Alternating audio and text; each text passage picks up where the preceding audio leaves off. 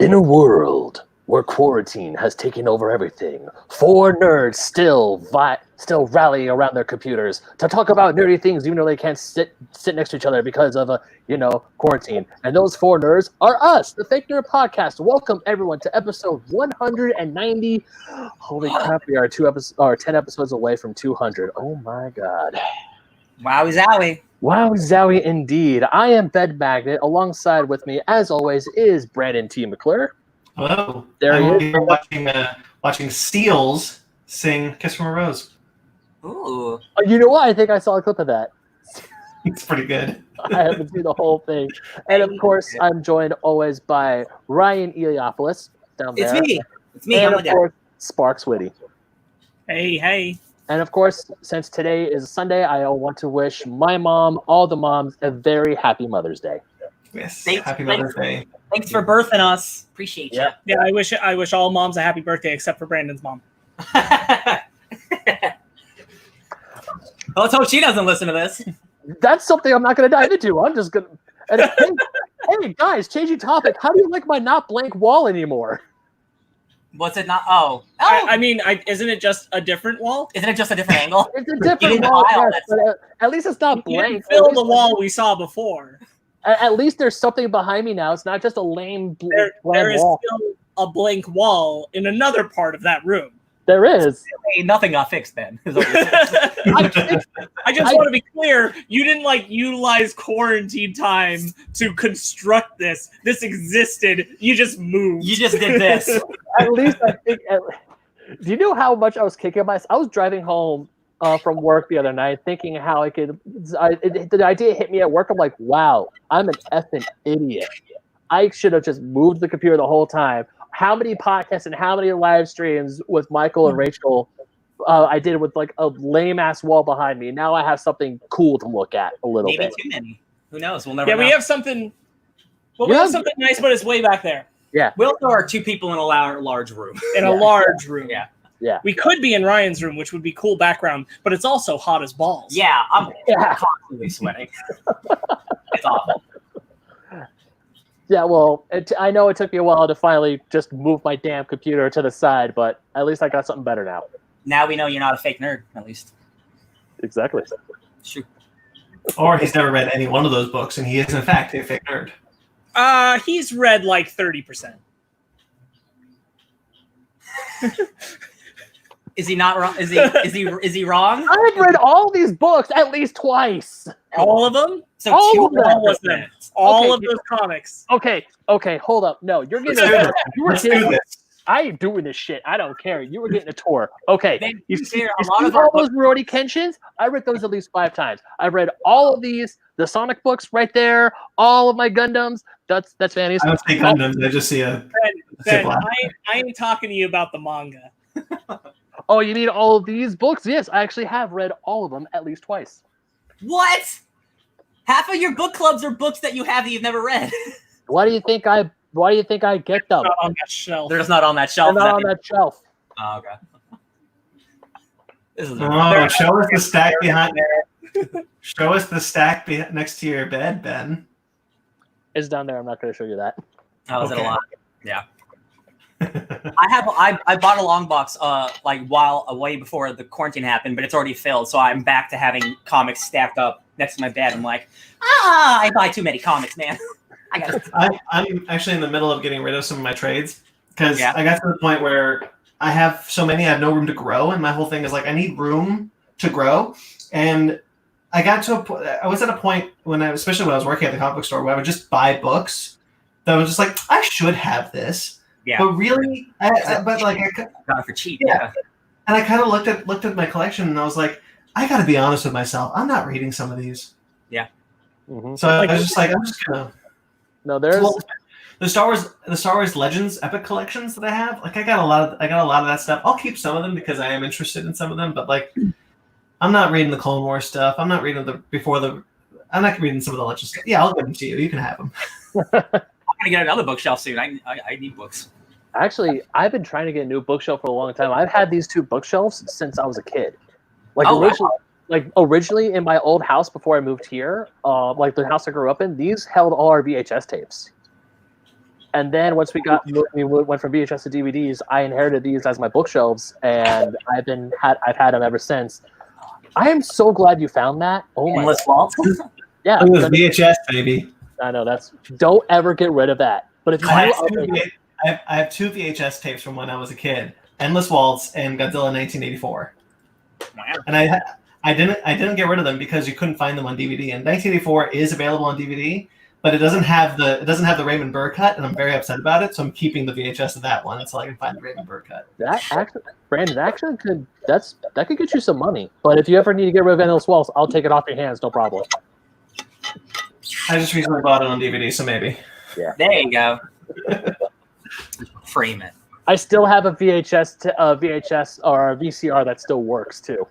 Yeah, you know what's sad is that like even hard to find things that are still on VHS that like never got it transferred over to DVD or Blu-ray still won't net you much money most of the time because VCRs are just so uncommon and difficult to repair if they're broken that having one isn't considered very valuable anymore, Right. even if it's out of print.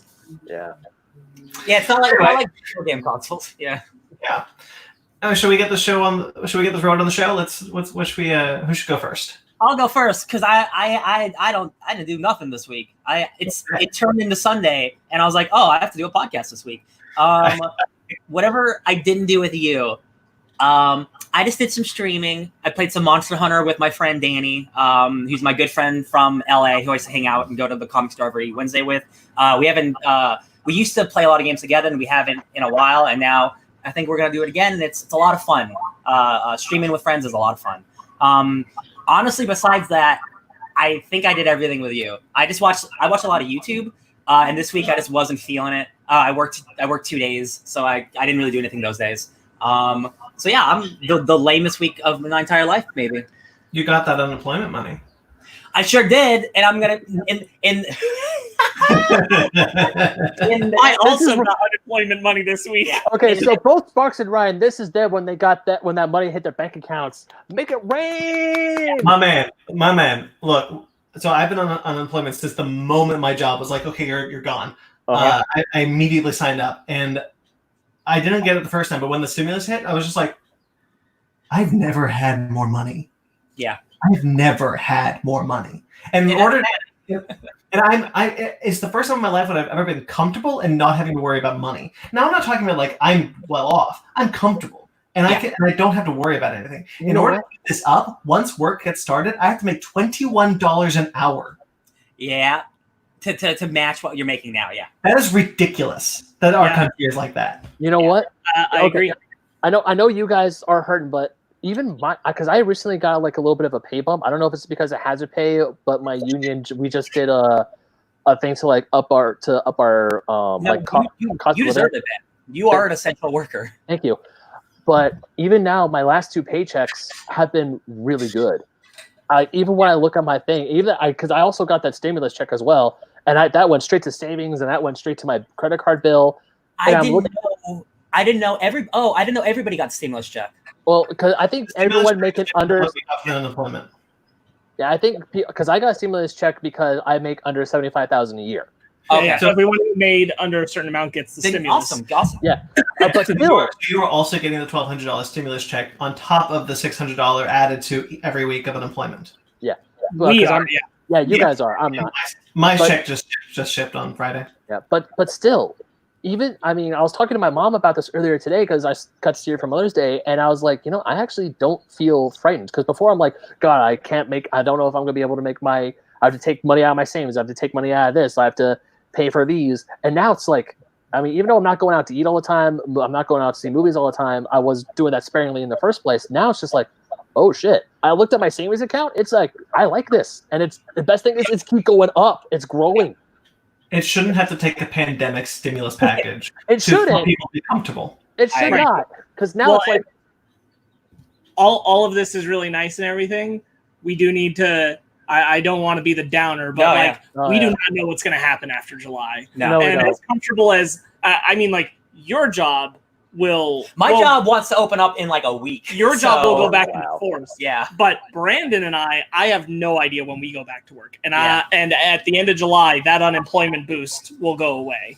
Yeah. Yes, but if we're getting 600 a week until July, that's a nice little comfortable package to sit for sure. on. But that's my point is that like because we don't know what will happen past that, that all just might become what we had to use to stay alive until our job came back. Yeah, which is unfortunate but possible. Yeah. Mm-hmm. Also, I think one of my student loans just like halted taking out payments because I set up for automatic pay for my student loans. All student loans are supposed to have been frozen. Yeah. Yeah. Well, because that's helping me because that's like an extra $200 or $400 a month for me. But of course, once everything gets back up and running, they're probably just going to tack whatever month's on at the end of what my thing is already.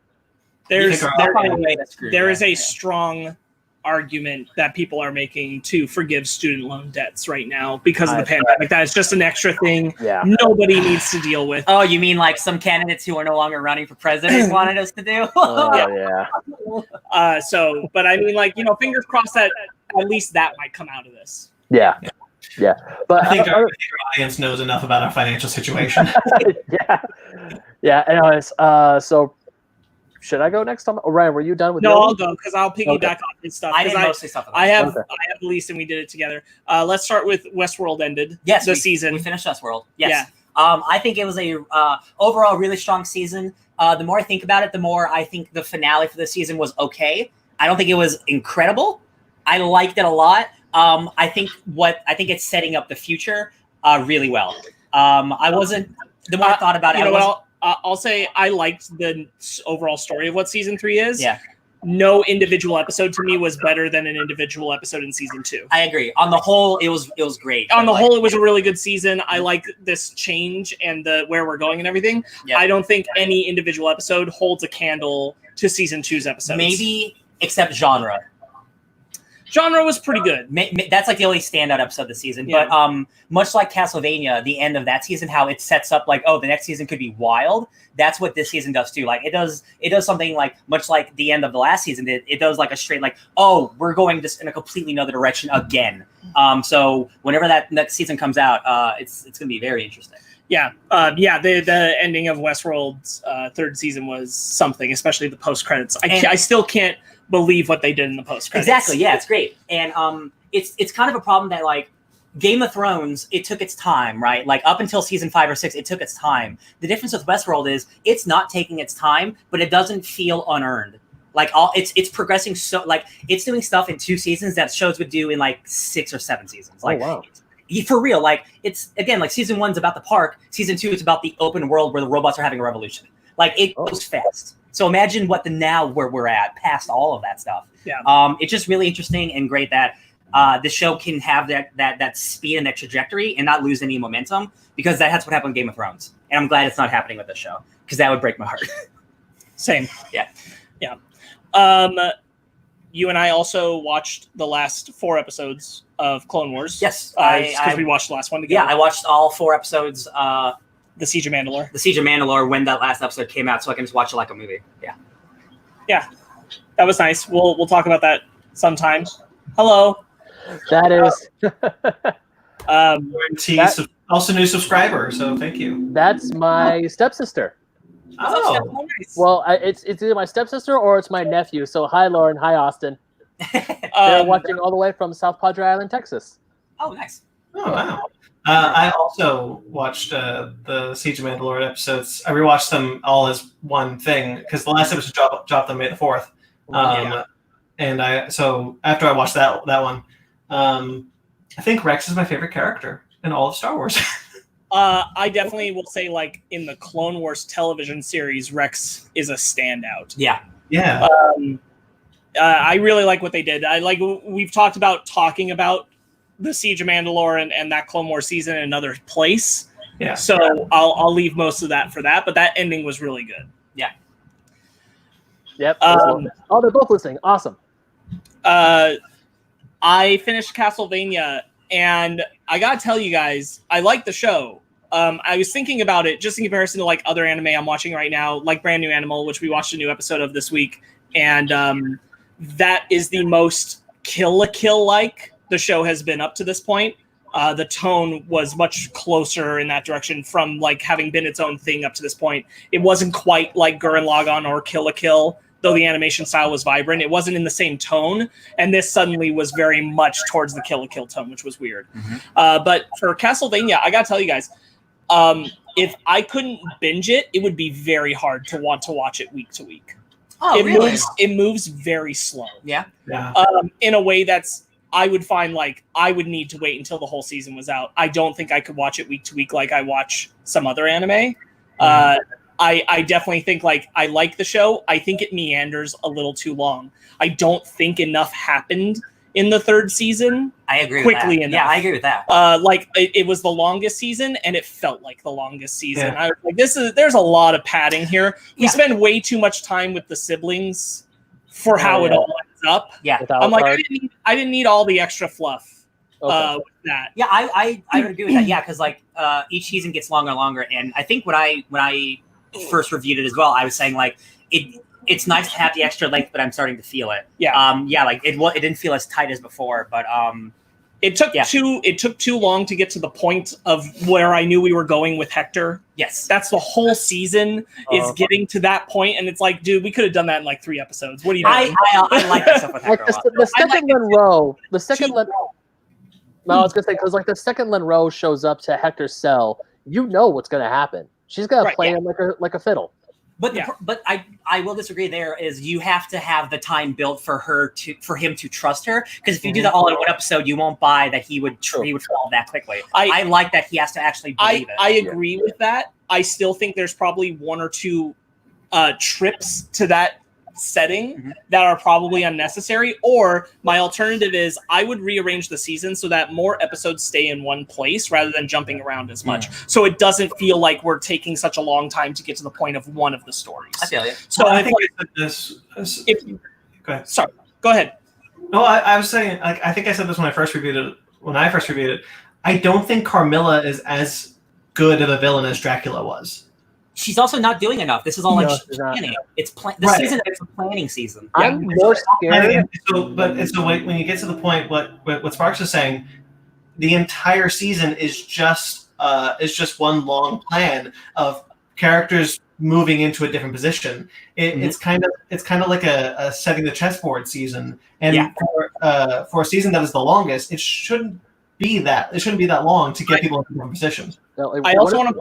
Oh, go ahead, Ben. I was gonna say because obviously in season 2, Carmilla, when she turns out to be this scheming, conniving force, it's like, okay, I'm a little nervous about Carmilla. But in season 3, where she's supposed to be, I don't know if she's like the main villain, unlike those guys in the church where Trevor and what's her name are, I forgot.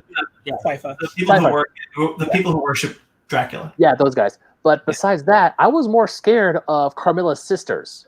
Yeah, they're cool. I was more afraid of them than Carmilla herself, because I know Carmilla's supposed to be like the ringleader, but I'm like, no, I'm more afraid of them than I am of Carmilla, because Carmilla is just Carmilla. I like her too. Because I bought this book. So Carmilla is Carmilla as a character predates Dracula. She's one of the oldest vampires in literature, and I find that character to be rather compelling. I find this character to be compelling. The character that we've shown in Castlevania is not this character, and I don't know if I find her as compelling. Well, see, that's the thing.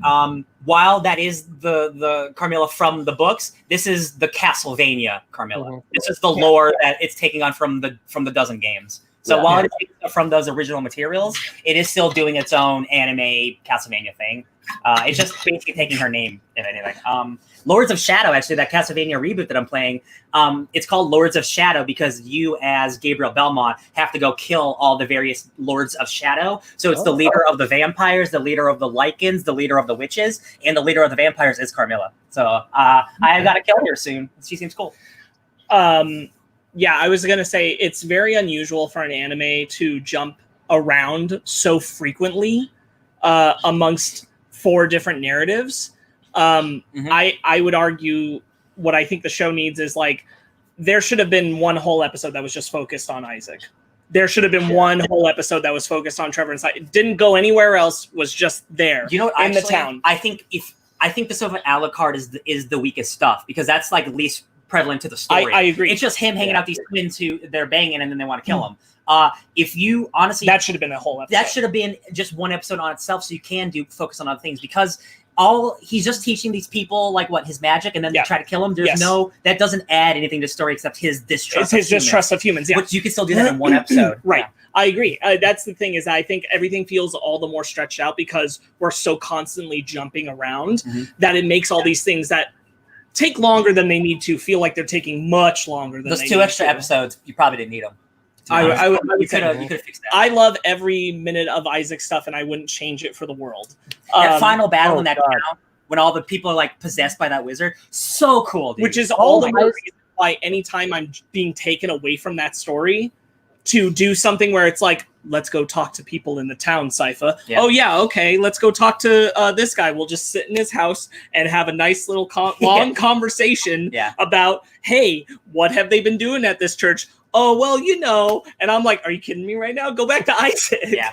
And it's hard to get past that. And I think that they need to really learn pacing if they're going to keeping the seasons at this length. That's because it's paced out poorly. I think season 2 is still for me the best season because it was 8 episodes, right? 8? Yeah. And it was 8 episodes, and you introduce all the new vampire stuff, and there's all that politics, and then you have a big battle at the end. So it feels like a lot of stuff happened in only 8 episodes. It feels like this new season, like a third of the stuff happened in twice as much time.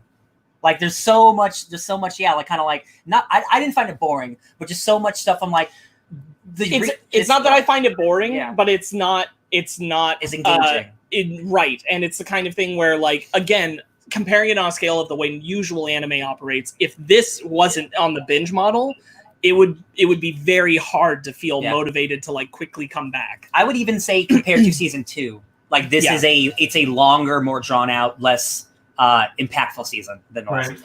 That said, I did enjoy where Oscar Isaac's character ends and where Bill Nighy's character ends. I like those reveals and those revelations. Same, and I agree. And I said like the preparation for the next season. That next season is going to be dope. Did you say Oscar Isaac? He did say Oscar Isaac. Do you mean Jason Isaac? Oh, I thought you were making a joke. Oh, okay. Because I was like, who the hell does Oscar Isaac voice? Jason Isaacs is the judge. Yeah. Jason Isaacs is also Satan in Castlevania: Lords of Shadow. Nice. Oh. Yep. Already. Full circle. There's also Satan in Star Trek Discovery. Anyway.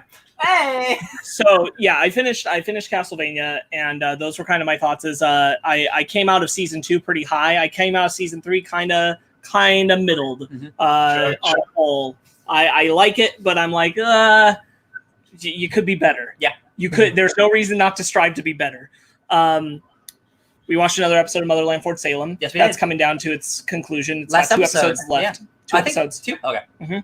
Yeah, 10 episodes. Okay. First season. And I will make another plea to you guys and to just listeners. Please watch Motherland Fort Salem. Now is the time to be giving that show attention if it's going to stick around at all past this season. People need to be watching it on Hulu, just giving it a chance and checking it out because it's still cool, even though I found this episode mildly irritating. This is like, because it's a freeform show, so like it has young adult trappings, but up until this episode, it's been pretty good about like handling the tropes.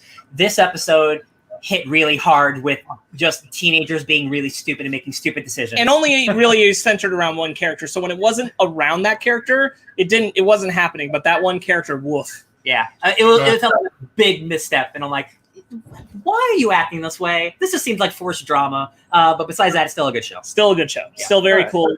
Still invest in the world building. Mm-hmm. We watched another Harley Quinn.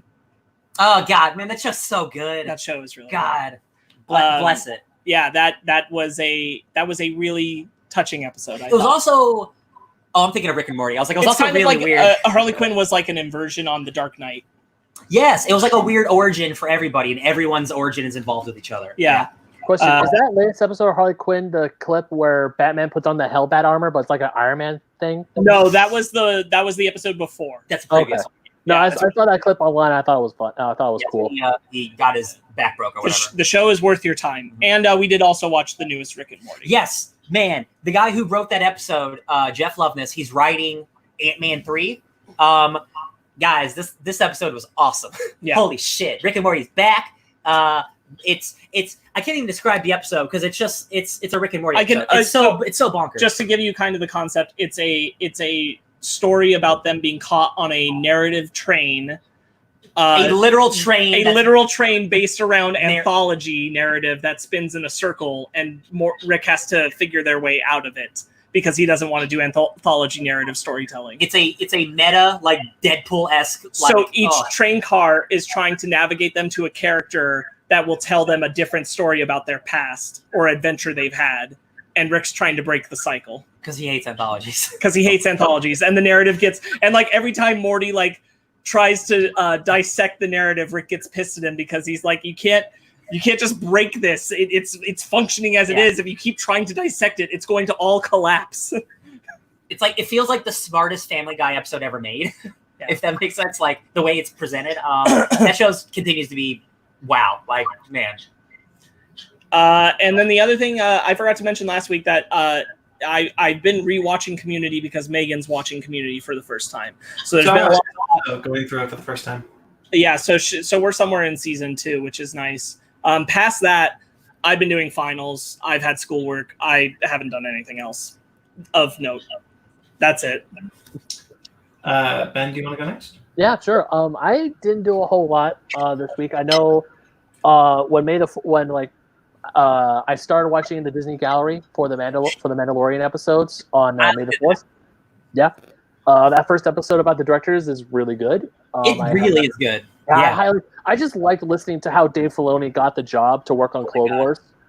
When he's just like, but you already did the Clone Wars. Did the guy at SpongeBob put you up to this? What? Yeah. I had no idea he worked on Avatar: Last Airbender. Yeah, neither did I. I did not know that. I was like, oh my god, Dave Filoni worked on Avatar? That's one of my favorite shows of all time. So I don't know anything about Dave Filoni. Like, I've never watched an interview or done anything. But like listening to him talk. But now listening to him talk, like, that dude is so cool and he's so nice and he is clearly the biggest Star Wars fan on the planet. Yeah. And like, that story, you haven't watched this yet, right? Okay. The story about him, like how he got the job, how he thought it was a prank, is like the sweetest, most unbelievable story. Like he was like this close to not having that job because he thought it was a joke, and like where the world would be now. I was very surprised how good that documentary series is. How's it going, Combo G-Spot? Good to see you. Yeah. So I'm excited to watch that for sure. And it's weekly, so it's nice to. We're gonna watch episode 2. I'm gonna watch episode 2 tonight. So obviously May the 4th was on Monday. So instead of actually watching any Star Wars movies, since I have Disney Plus on my cell phone, I listened to Empire Strikes Back and Return of the Jedi. And like the audiobook? No. Like I had the movie play on my phone, but while he was at work. No, I get it. So I was just listening to it, and guys, those movies are rad. I love those movies. Those movies are fantastic. And I actually listened to Last Jedi on Friday, and holy crap, guys, Last Jedi is amazing. Just listening to Last Jedi made me like, because I know when I first saw it when we saw it a few years ago, I was like, I didn't know how I didn't know how I felt about it. And then as we talked about it, I was like, no, I like this. And then the more I watched it, I loved it. Even just listening to it, it's like, god damn, this is like one of the best Star Wars films to come out in years. Top 2. It is amazing. And and just thinking about that kind of made me a little mad at Rise of Skywalker, but I don't want to jump into that. Real quick, Ben. So actually, on May the 4th, I played some Republic Commando for a little bit. Awesome. I didn't play too much of it because that is something we might want to do later as an arcade thing. But I watched The Rise of Skywalker on Monday, and I forgot I watched it. I really did. It was like 2:00 in the morning, and I was on Disney Plus, and I was like, "Watch it!" And I'm like, "Okay." I got to be honest, guys. I got to be 100% honest with you. After the months of not seeing it, after the hype's down, I can look on it with fresh eyes. That movie still sucks. But also, sorry. Okay, no disrespect for people who like it. No. Every little thing that I saw, I was like, compared to The Last Jedi, I just can't believe this is what we get. I'm so sad. It's the sorry, real quick, Ben. Patrick Willems did a video on the Rise of Skywalker and kind of like what kind of the Star Wars, and he put it really succinctly. Like the prequels aren't great movies, but the plot developments within the prequels are good and they feel natural and they flow and they work within the narrative structure of that story and the story at large. So you can accept those as the story beats of that story. The Rise of Skywalker is the first time where I just fundamentally can't seem to accept the story. And that going back to my first review, and I don't want to talk about this too much because we've done it a lot, but it's not just that I think it's a bad Star Wars movie. I think it's a bad movie. I just think it's a poorly made movie. The execution on a lot of it's bad. The editing's bad. Like the ADR, some of it's bad. Like also knowing like the behind the scenes stuff, I see that now, and I'm just like, bummer. Yeah. But even here's one of the things I wanted to get to, because obviously it's May the 4th. It's Star Wars Day. Everyone's posting about Star Wars. And Mag just said, watch the Clone Wars, guys. Yeah, watch the Clone Wars. And just listening to the films, and even just be with my own thoughts while listening to the movies, I'm thinking, I'm like, you know what? I love Star Wars. Mm-hmm. I love Star Wars as a whole. I absolutely love Star Wars. And you love Star Wars? Yeah. Shut up, Brandon. But it was just one of those things that I see people on Twitter just constantly arguing about how shit Last Jedi was, how horrible the sequel films are, Disney ruining Star Wars. It's like, you know what? Star Wars is awesome. Star Wars as a whole is awesome. Are there things I like about it? Yes. Are there things I don't like about it? Of course there are. But you know what? Star Wars is great. And people need to stop bitching about it. I was looking at something real quick. I have 2 points that I want to say about your point. So one, I was looking up something on Google the other day, and it was something related to Star Wars. I was looking for something specific, and then there's a website that says Disney ruined Star Wars.wordpress.com, which is a quote unquote news site about how much Disney ruined Star Wars. Screw that guy. Two, I wanted to say one of the things that I really love about the Force Center podcast, our friend Ken Knapsack puts on the Force Center podcast, is that they always talk about how Star Wars is a buffet. There is something for everyone on the Star Wars buffet. If you don't like the Thrawn novels, you can find the Clone Wars TV series. If you don't like the movies, you can find the Rebels show. Like, there are things for everyone within Star Wars, and I just think that's rather great. And I posted about that on May the 4th. Yeah. Once a property gets big enough where you have multiples of it, it becomes impossible to satisfy everyone. So like comics or movies or TV shows, anything, it's like you find what you like. Like the Star Wars books I'm picking up now, the mainline Star Wars books and Darth Vader, they're top notch. Yeah. They're amazing. But anyways, going back to the rest of my week. So I just want to say I love Star Wars. I know that. Sorry, I was waiting for a break. I just wanted to chime in on Rise of Skywalker stuff. Oh, okay. Which is that I thought something that was really cool is on May the 4th, what I saw happen on Twitter is I saw a lot of people, I think I shared a few, talking about, even though whether it was people, there were people who were like, I love Rise of Skywalker and that kind of thing. And there were people who were like, I don't really like Rise of Skywalker. However, let me point out some things that are pretty cool about it. Yeah. And I appreciated that there were people who were looking to be like, the one that I liked in particular was there was a thread of like 12 things that I was like, look at all these things that carry over from Last Jedi. Mm-hmm. Like, I understand that there are like narrative issues and things, but look that somebody, maybe not JJ, maybe not Chris Terrio, certainly, but like somebody was trying to bring some connective tissue from Last Jedi over. Yeah. And I appreciate that things are like that are out there, and that it's important to look at the things that Rise of Skywalker has its value. It will, and it's funny because like the way I think about Attack of the Clones today is probably the way I'll think about Rise of Skywalker in 8 years, where I'm like, but I watch it. and that's just it. I think the Rise of Skywalker's true detriment. I'm seeing what Comic Book G-Spot said. Yeah. 100%. I think that the biggest flaw of Rise of Skywalker is just the massive marketing and intention going into it, as far as like bringing Palpatine in to be the final stamp on a saga, rather than just being the end of the Force Awakens trilogy. Yeah. I wish it had just tried to be a good finale to that trilogy, rather than trying to be some capstone to the entire series. Because that was never going to hit all the marks. Right. And not with the way that they were going into it. Yes. I got into it with a couple people on Twitter. I don't know if any of you guys saw, but I was discussing like how I'm fully willing to admit, The Last Jedi got me more excited about Star Wars than I had ever been in my entire life. I have never been more excited about Star Wars than after watching The Last Jedi, ever.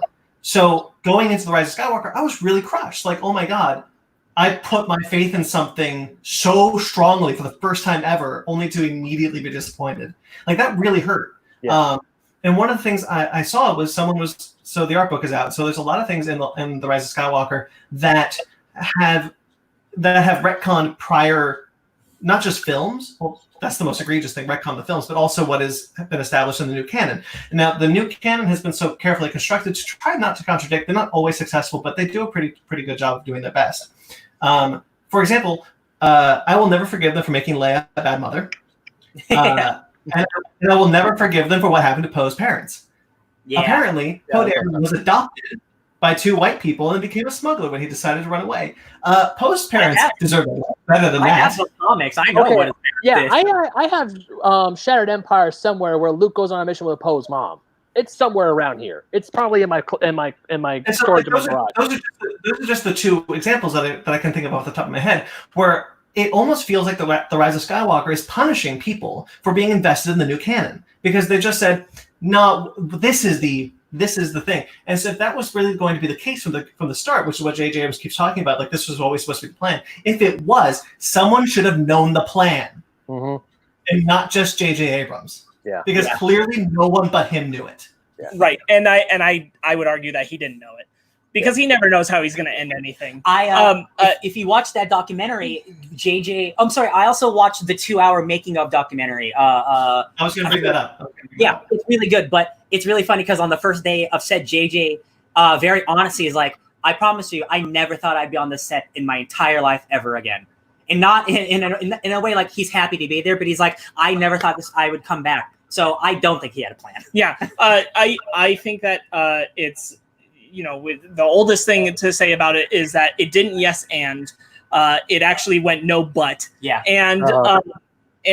But here's the lovely thing is somehow in a decade, somebody, probably Filoni, is going to make something that makes Rise of Skywalker stuff make more sense, an animated and fix show. Problems and carry us into the future and make it so it's just kind of acceptable. There's going to be an animated just like show. Attack of the Clones. Animated show. I watched the Star Wars timeline. The Star Wars Explained always puts up every May the 4th. They make a long ass video about what the Star Wars canon timeline is, and it was really cool. But when it got to Palpatine making clones of himself, it's like Palpatine somehow made a non-force sensitive clone that doesn't look anything like him, and then that had a child. And I'm like, I hate really, that. That's the explanation that the Skywalker novelization gives for Rey's dad. I'm just like, that's really weird. Yeah, it was one more Star Wars thing, since I don't know if he's still listening, but my nephew Austin and my stepsister Lauren, one little thing I wanted to point out is that when I remember back when we were living together at the old house in Diamond Bar, my little nephew Austin, Austin, if you remember this, type in the comments, please. But Clone Wars was on, and that's when I found out that Darth Maul lived. Yeah. He would play with his action figures. Cartoon Network was on the side. I think I was on my laptop doing something, but then I stopped whatever I was doing because I saw Darth Maul alive, and I actually started watching the episodes with all my entire attention was set on that. I don't know if Austin remembers that or not, but if he does, awesome. So the rest of my week involved watching Neon Genesis Evangelion. I am on episode 21 or 22. I can't remember which, but I'm almost there. And also, I finished reading Dragon's Wrath by Rachel Liffen. We did our second to last episode yesterday. So that's up on YouTube on Downright Nerdy's thing. And besides that, I played a little bit more Dark Souls with my brother. And there's this one boss fight. I did it a few weeks ago. I forgot to mention it last week, but there's this one boss fight that Fanny and I, especially Fanny, she's been wanting to watch me play, and that's the Dancer of the Boreal Valley. Yeah, I know that guy. Oh, yeah, you know her, right? So, because Fanny and I, before we even got into Dark Souls, we would see a whole bunch of videos about people trying to fight the Dancer and getting their asses handed to them, and it's freaking hilarious. So, when I stumbled onto the Dancer, we beat Yorm the Giant. We get thrust into this, I get thrust into this thing. So, because my brother and I were playing co-op, he bows out because that's what you do after you do a co-op boss fight. Your guest gets kicked out, and then once I get to the spot, so I'm like, okay, I'm gonna put the thing on do the thing, and I didn't know what was gonna happen, and then the dancer just comes right out of nowhere. I have no Estus, which is like your health potions. I am completely out. My health is already halfway below what's supposed to be, so I'm screaming the whole time. Fanny's watching me, laughing her butt off, and Peyton's on the voice chat laughing his ass off because I'm like, no, I'm gonna die, and I did. I'm pretty sure it's been a while, but I'm pretty sure you're put into that boss encounter to die. Yeah. Am I right? Yeah. I don't know, because there is a way that the game makes you feel like you have to put the base on the thing to go forward. Yeah. But you don't have to. You can just turn right back around and go back to the bonfire, because there's a bonfire right outside that heals you up. Then you go back inside. Because I had tunnel vision. I was just looking straight forward. I'm like, okay, I have to go there. And then I realized what was happening. But luckily, once my brother jumped in, we did co-op. We kicked her ass both times. And now it's very like has two swords and it's very. It was a super fun boss fight. Dark Souls 3, I absolutely love that game. It's so much fun playing co-op. And my brother and I right now we're in the Grand Archives, and the Grand Archives suck. Mm-hmm. Yeah, they're just it's annoying. You have to like dip your head in wax, otherwise these haunted bookshelves will have like these hands come out and try to snag you. But the thing is, you can still move around them, but they curse you. And if you're 100% cursed, it's an instant death. Dude, the dude with the candlestick heads, those guys are so cool. Oh, those are cool. They're cool. I love murdering them, but I hate the books. Hear that, guys? Ben loves murder. No, I don't. Don't murder. Murder is bad. If you're still listening, Austin, don't murder people. only virtually. My yeah, that was my week. We did forget one thing. You did Downright Annoyed again. I did do Downright Annoyed. We watched that movie together. Yes. So this week's was my choice. It was a 2005 musical directed and written by John Turturro called Romance and Cigarettes. It stars the late, great James Gandolfini as a whore master who cheats on his wife, Susan Sarandon, and the hilarity and sadness that ensues, but with music. Brandon, this movie's really entertaining, and it's a working class musical. So almost nobody in the cast can sing well, and nobody is like a professional dancer. So all of it is done without glamour. It's all construction guys and garbage men come out and they do really basic little weird moves in the street while they're singing in lip sync along with a song, but you can still hear them, and none of them are on pitch and none of them are on key, but it's really entertaining. And all of the musical numbers are like that, where it's just kind of like, what if it was a musical, but everybody just, wasn't a musical star. And it's really good and weird, but good. Romance and Cigarettes. I love it. Okay, so I did do a couple of things. I'll bounce off real quickly. We talked about Star Wars. I did watch the Skywalker Legacy documentary that is on Disney Plus. Is also part of the Rise of Skywalker bonus features on the DVD. When I see the title, The Skywalker Legacy, I expect it to be a documentary about the Skywalker Legacy, and not a scene-by-scene, blow-by-blow documentary how they did it of the Rise of Skywalker movie. You get little bits. You get tiny bits of the 80s. Not enough to justify that title. I agree. It starts off in 1980, and then it's just it's just all about JJ and Chris Terrio and stuff like that. Oh man! And it was, it was like watching Sparkz. I think we've talked about this. What I'm about to say before, and I think you disagree with me. But I don't know. I don't want to make an assumption. It's like watching the Day of the Doctor episode of Doctor Who, the 50th anniversary.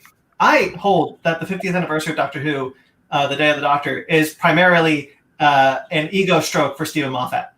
Whereas I think that the Skywalker Legacy documentary is primarily an ego stroke for J.J. Abrams. And I don't think that that's fine. It should have a different title. The director of The Jedi, which is the Last Jedi documentary, about just as long. It also is also really good. And it's about how Ryan Johnson is very candid about Ryan Johnson making The Last Jedi. And that works. That title works. It's a special feature on The Last Jedi. It should be about the making of The Last Jedi. Mm-hmm. The Skywalker Legacy shouldn't be a documentary about how J.J. Abrams fixed Star Wars. It should be a documentary on the Skywalker Legacy. What does it mean to people? I was just very underwhelmed by it. I won't say I was underwhelmed because honestly, anytime I get to see behind the scenes features, whether what I thought it was going to be the whole saga or just Rise of Skywalker, I came here to see the Rise of Skywalker making of, so I kind of figured it would be a lot of that. But yes, calling it the Skywalker Legacy, I expected way more of that. Though there are plenty of documentaries about the making of those movies already. So like, Sure. if you know. But I don't need to see a documentary about the making of the movies, but like the legacy of them and how they impact people, like from an official Lucasfilm stance, would be pretty interesting to see. Watching this documentary, like I don't need to see. I was like, I should watch the movie after this. I did. The documentary's the movie. Yeah. Just blow it with it is structurally the same movie because it takes it scene by scene in progression and narrative progression. And I found that fascinating that they would do that in a documentary. Anyway. Yeah, no, I agree. But I will say, hold on one second, real quick. I thought it was really funny because Chris Terrio was the writer of the movie, and he has a line where he's like, I'm like the world's biggest Star Wars fan. So for me to be able to like finish the saga as a fan, he kept saying as a fan. I'm like, you also wrote BVS and Justice League. I don't think you're a good fan. I don't know if it's possible to be a bad fan, but if you're a fan, this is your work, buddy. I'm pretty sure Dave Filoni is the biggest Star Wars fan alive. I'm pretty sure Ken Napzok beats Chris Terrio out as a Star Wars fan. In terms of what he did for the franchise. And he even talks about, like, we had such a hard time figuring out what the ending was going to be. And I'm just like, it shows. Uh-huh. Real quick, I have a pet peeve about anybody calling themselves, I'm the biggest fan of blah, blah, blah. Yeah. Sure. Oh, yeah. Trump has ruined it. Trump has ruined it. I'm the biggest of anything. Yeah. No, you're not. You never are. I mean, I'll definitely say I'm the biggest Sonic fan amongst our group, but I'm definitely not the biggest Sonic fan in the world. I'm not even close. Like, honestly, do you want to know who probably is the biggest fan of Star Wars? George Lucas. Oh, yeah. Made it is usually the biggest fan because they cared about it enough to make it. It's true. All of it. I do want to keep it Star Wars related because I did do a couple of Star Wars things because of May the 4th. Obviously, I watched the finale of Star Wars: The Clone Wars, and I won't talk too much about that. But what it did was it got me more interested in Star Wars again, which is something that hasn't happened in a while. Yeah. And specifically that era of the Clone Wars, and roughly around that. So I ended up buying a bunch of Star Wars books, Dark Disciple and the Ahsoka novel, 2 novels that are around that era. Dark Disciple was in fact supposed to be a Clone Wars episode, but they canceled Clone Wars, so they turned it into a book. And I read Star Wars Darth Maul, Son of Dathomir, which was also supposed to be a 4-part Clone Wars episode before it was canceled, and about how Darth Maul escaped Darth Sidious prison and came back to Mandalore, where we find him in the Siege of Mandalore. That's the comic, right? Yeah. The comic, yeah. It was adapted into a comic book. That's a good one. That's a good one. I really liked it. I thought that was a really good comic. And I wish it had been made into a episode, but I was happy that it. That's when we're like Sidious goes to Dathomir to like find Maul, and he's like, "You escaped me, right?" or something, right? Is that a different comic? I think that's a different one. Is that a different one? Okay, because there's definitely a comic that I read where Sidious goes to find Maul. He's like, "You escaped me. I can't let this happen. You know my shit." This is so basically the plot is actually Sidious wants to kill Mother Talzin, who is the leader of the Night Sisters and the Dathomir. It's that book. And so Sidious and Grievous track down Dooku and Maul on Dathomir, and they kill Mother Talzin. That's how, and that builds off of the destruction of the Night Sisters from previous episode of the Clone Wars series, which led into Rebels and the Jedi Fallen Order. So seeing those things were really cool. It's sad it didn't make it into the show, but I was happy that it exists somewhere. Mm-hmm. So I bought some, but I also watched the Disney Gallery, and we talked a little bit about the first episode. I want to talk about the second episode because the second episode aired on Friday. Every episode subsequently will be aired on Friday. The second episode has a 2-minute long speech of Dave Filoni at the end that really doesn't have anything to do with the rest of the episode, but he talks about what the fight between Qui-Gon Jinn, Obi-Wan Kenobi, and Darth Maul means. And I've seen this clip. Yeah, I was and holy shit, I never put that together. And seeing it and hearing him say that what that fight meant was actually a fight for Anakin's soul, because Qui-Gon would have needed to be the father figure, whereas Obi-Wan couldn't be. Like Dave Filoni's like, the reason why it's called Duel of Fates is because Qui-Gon knows that he's fighting for Anakin's soul. Oh. And he knows that he is the one that needs to train Anakin because he will keep Anakin in the light because Anakin needs a father figure. Obi-Wan doesn't want to be Anakin's master. He does it out of obligation. He becomes his brother, but not his father. And that's where that's kind of where his fall starts. I'm like, holy shit. And like everything clicked about Star Wars for me in a way that it never had before. Like I got to the point where like, yeah, everyone keeps talking about like Star Wars about hope. Star Wars about hope. What the hell does that mean? No, Star Wars is about love. It's about love of family. Every Star Wars movie is about them trying to fight for someone they love. And Anakin losing his father figure, that through line goes all the way to Return of the Jedi, and that's what Dave Filoni says, all the way through Return of the Jedi, where he realizes that he needs to be the father to Luke and kills Darth Sidious because he needs to be a father. It's like, damn Filoni. If only that was in the movie. Filoni just got me liking Phantom Menace a lot more than I do. Holy crap! See, that's the thing that we've always talked about George Lucas. George Lucas isn't great when it comes to storytelling. He's great with a lot of world building and a lot of themes. But when it comes to the story, it hurts. Like we talked about, like the prequel trilogy could have used another pass on the script. So these things are there, and if you kind of like take the time to look, they're there. Obviously, you shouldn't have to. But I agree. But I do think that if you do put in the work for something like that, it does kind of reward it. And you see like the books or like Clone Wars talk about what Dave Filoni said is in the movie. It's not just Dave Filoni talking about like it's always been there, and it is in the supplementary material. But like I said, you shouldn't have to read it. But I find this stuff really interesting and really engaging. I mean, it makes sense with like going back to even the earliest Tartakovsky's Clone Wars. They went out of their way to include a section where Anakin is young in a dream and visiting what looks like Dagobah, and he sees Qui-Gon's spirit with his gigantic nose. Big ass nose. Yeah. They never really lost sight of that. That loss was important to Anakin. Like Qui-Gon should have been the but master. I would argue even that the flaw isn't. I wouldn't even say the flaw is in episode 1 in the portrayal of that story. It's 2. It's that in 2, that isn't anywhere present in the film about a fact about Anakin. Sure. It's not even alluded to or hinted at and part of that is because they robbed that film of the relationship dynamic between Obi-Wan and Anakin for most of its runtime. That's where they really slip up the ball. I don't think episode 1 had to do much more legwork to tell that story. It's on episode 2 to have built off of that. Sure. Yeah, I agree with that. Okay, but so done with Star Wars. Yeah. I watched my Scientology movie for Ryan's recommendation. Very fascinating religion, Scientology.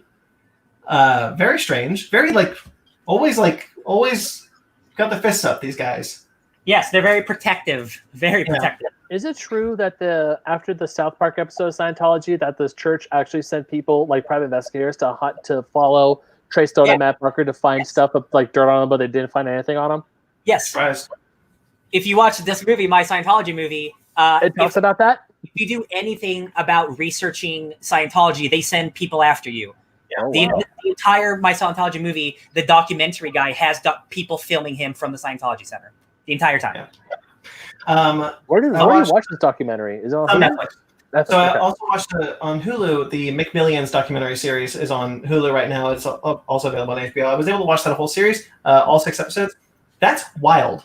The idea that for 20 years, the McDonald's Monopoly game was run and controlled by the mafia. Yeah, I didn't know. I don't know the full story, but finding this out, I was like, it's like finding out all of FIFA was rigged for years and stuff. Yeah. I'm like, well, FIFA kind of is rigged, but that's a whole different thing. But anyways, are you telling me that back in the late 1996, when I was 2001, so when I was begging my parents to take me to McDonald's so I could win a Nintendo 64, that was from the freaking mafia? You were never gonna win. You were never gonna win because the mafia controlled who won. The Bibbidi Boppy. It's crazy, right? Well, then. And the way they did it, man, the way it happens at the end, I'm not going to spoil how it was able to happen, but like you'll learn kind of what the steps are and what, and so nobody can quite figure out like, okay, we know why, we know who, but how? It's impossible. You know what? Now it's impossible. So like by the end of the episode, he tells you how, and it's like, seriously? I'm gonna watch this. Now that I think about it, they haven't done the Monopoly game at McDonald's for. They have brought back the Monopoly game. It is back. a couple years ago, but because it used to be a yearly thing. Yeah. Now it's not anymore. Yeah. Well, because of this, two companies that helped run the McDonald's Monopoly game went out of business. Oh, okay. Because of this. Not because of the story. Anyway, it was wild documentary. But real quick, Brandon, you reminded me of something. I also started watching the first episode of Solar Opposites, Justin Roiland's new show on Hulu. I need to check that out. Yeah, it's actually pretty funny. I'm gonna watch the rest of the season eventually. So a couple more things really quick. I watched the first Mortal Kombat movie again because that movie is awesome. Yes, it is. I wanted all of us to do that. That's okay. I wanted something on, and I was like, I'm in a Mortal Kombat mood, and it's on Netflix, so I just pressed play. Brandon, I was just gonna. Do you see this? You see the top right, the NP, the Netflix party? I wanted us to try to do a commentary. I think we can do commentaries with Netflix party because we don't have Netflix. We're not gonna talk about it now, but we can. We'll figure it out. Yeah, stay tuned, guys, for that. That movie's rad. Just want to point it out. I watched the first episode of Middle Edition Schwartz off of Ryan's recommendation. Yeah, that was really freaking funny, dude. No joke. Like. I watched that with the help of marijuana. Spoiler alert, kids, at like 2:00 in the morning, and I was dying laughing. Yeah. Like just like waking up my neighbors, probably just like they are so funny. And finally, to wrap up this hour-long introduction of our show, I watched the end of Evangelion. Congratulations! And I need some time. Yep. Yeah. Basically, I was telling Ben about this, and no spoilers, obviously. But the end of Evangelion movie is 25 and 26 again. It's just the last two episodes again, but from a not necessarily a different story. It's just the same story from a different perspective, and you kind of get more context of what the last two episodes were actually supposed to be saying. It just explains a lot more things. Yeah, it explains a lot more things. Except there is an ending that doesn't happen in the show because the show ends in a different way. But like when that ending happens and Shinji is there and things, I'm just like, okay. So now you've watched End of Evangelion. I told you about this Crunchyroll series about explaining anime. Brandon, I need you to watch explaining all 33 alternate realities of Evangelion. Soon. I need some time. Because that'll explain the movies and the shows and all the games and how they're all actually connected. I need some. What? I need a minute to kind of digest. That's a good feeling. I love that. You gotta, yeah. But yeah, it was a wild anime. I will watch Rebuild of Evangelion eventually, but I just like I said, I need a minute. No, where I'm at Evangelion, I'm starting to see where it's not a mech show. I got past the point where it's not a mech show, and it's getting me real sad. I'm getting the feels. I am like, oh shit! I could relate to shit. I was like, man, I could relate to Shinji a little bit. Wow, this anime's gonna get me crying at the end of it. I'm not looking forward to it, but at the same time, I am. Episodes. I will say this, Ben. You're not prepared. You're 100% not prepared for what happens in those last two episodes. Oh man, it's kind of like at the end of Gurren Lagann where I was like, why? No. Anyway, so we get into our new bread and butter. Does Gurren Lagann change animation styles halfway through its finale? No, I think so. Does it? Okay, because Evangelion sure does. Does it? I don't remember. No, it doesn't. No, Gurren Lagann does not. So yeah, I think we got it. Okay. Sorry for the length of the episode, guys, but we don't get to see each other anymore. So this is 3 hours. We're great. Yeah, this is just our time that we get to hang out and chat. Oh yeah. And hopefully you guys enjoy it. Lord and Austin, if you're still here, strap in or get yourself something to drink because we're gonna be here for a while. We do have some sad news. A couple of deaths happened this week. So to start off, Little Richard. Oh yeah. Grandfather of rock and roll. Oh yeah, that one kind of. Fanny told me last night he passed away, and I'm like, that hurts because you wouldn't have the Beatles, you wouldn't have Elvis Presley, or you wouldn't have Chuck Berry. You wouldn't have a lot of those famous rock and rollers that we know without Little Richard. Yeah, he died at the age of 87 this week from bone cancer. He did live a good long life, though. I mean, 87 is. Thank you, Lauren. Thank you so much. Yeah, but oh yeah. Judy Ferdy? Tutti Frutti. Happen. Yeah, man. You know, Tutti Frutti is actually. I know that's like his most famous songs, but that I had Tutti Frutti stuck in my head back when I was in college. When I saw the movie Pirate Radio. Have you guys ever seen that movie? Yeah. No. Yeah, that movie is so rad. But Tutti Frutti, that's like one of those those old rock songs that you can never get tired of. Like every time you hear "Womp Bom Balloon Womp Bam Boom" and you just go into it. I think I also saw a video of Freddie Mercury covering at a concert he did. It was just amazing. I'm sure. As well, this week, Roy Horn passed away this week. This is the other half of Siegfried and Roy. Oh yes. Oh yeah, that. Ooh. The famous Vegas duo Siegfried and Roy. Roy Horn passed away this week at the age of 75 due to complications of COVID-19. That sucks. Yeah, I didn't realize he was that old. Actually, I was surprised. Yeah. We talked about this on the Downright Annoyed movie podcast that we did. I didn't know which one had already passed away, and none of us were actually sure. And we weren't sure which one was the one who got attacked by the tiger. So it was very awkward. Like, oh, we don't know any of the information we're supposed I want to say Siegfried was the one who was attacked by the tiger. Okay. But I think Siegfried is still alive. I think Siegfried is still. Oh, Yeah. I have no. They were all wrong. Yeah. So Roy, because obviously you have Siegfried and Roy, and then you had that one show that was on NBC for a while called Father of the Pride. You remember that show? No. What Mag was saying. Oh. The Drew Carey show. Oh, okay. But also, Siegfried and Roy, I think they were producers on a show called Father of the Pride, which was an animated show on NBC for a while, which had John Goodman star as one of the tigers and lions. I remember that show. It was Roy who was attacked by the tiger. Oh, it was Roy. Okay. Wow, he survived getting attacked by a tiger. Wow. Yes, he did. But Pre-Joe. yeah. But anyways, it still sucks, but it sucks. It sucks because he was one of the famous Las Vegas entertainers, and the fact that he still stayed in Las Vegas taking care of. They stopped doing the tiger shows obviously after he got attacked, and then they start. If I'm correct on this, cool. But if I'm not, please let me know.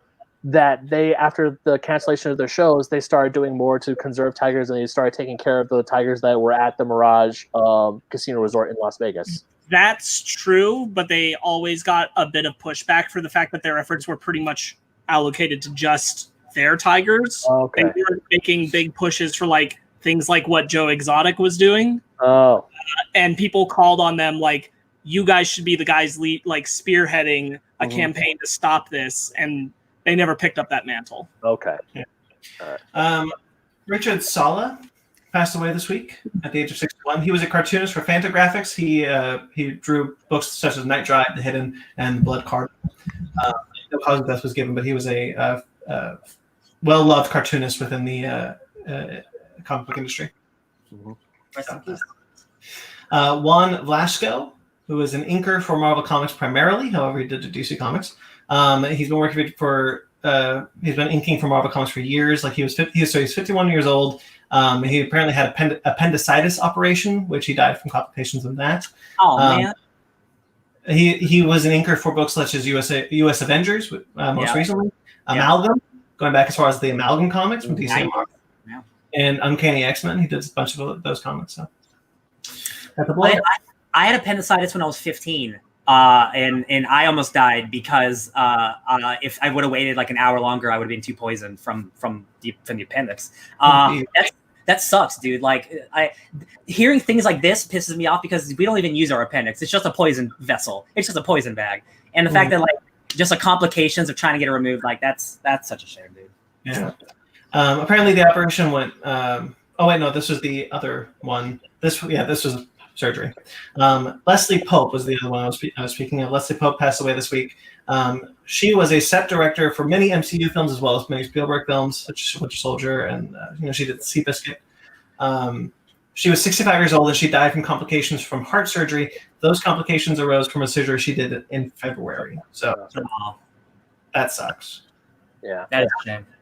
Yeah.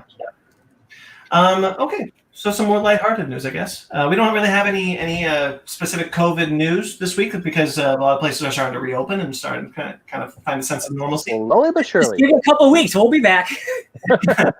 Well, in California, I think the 4-step process that Governor Newsom did was reasonable. So we'll see what happens. It was reasonable. It's a shame that there's a lot of places that are saying, yeah, we're just gonna not do that. Yeah. Gotta get those haircuts.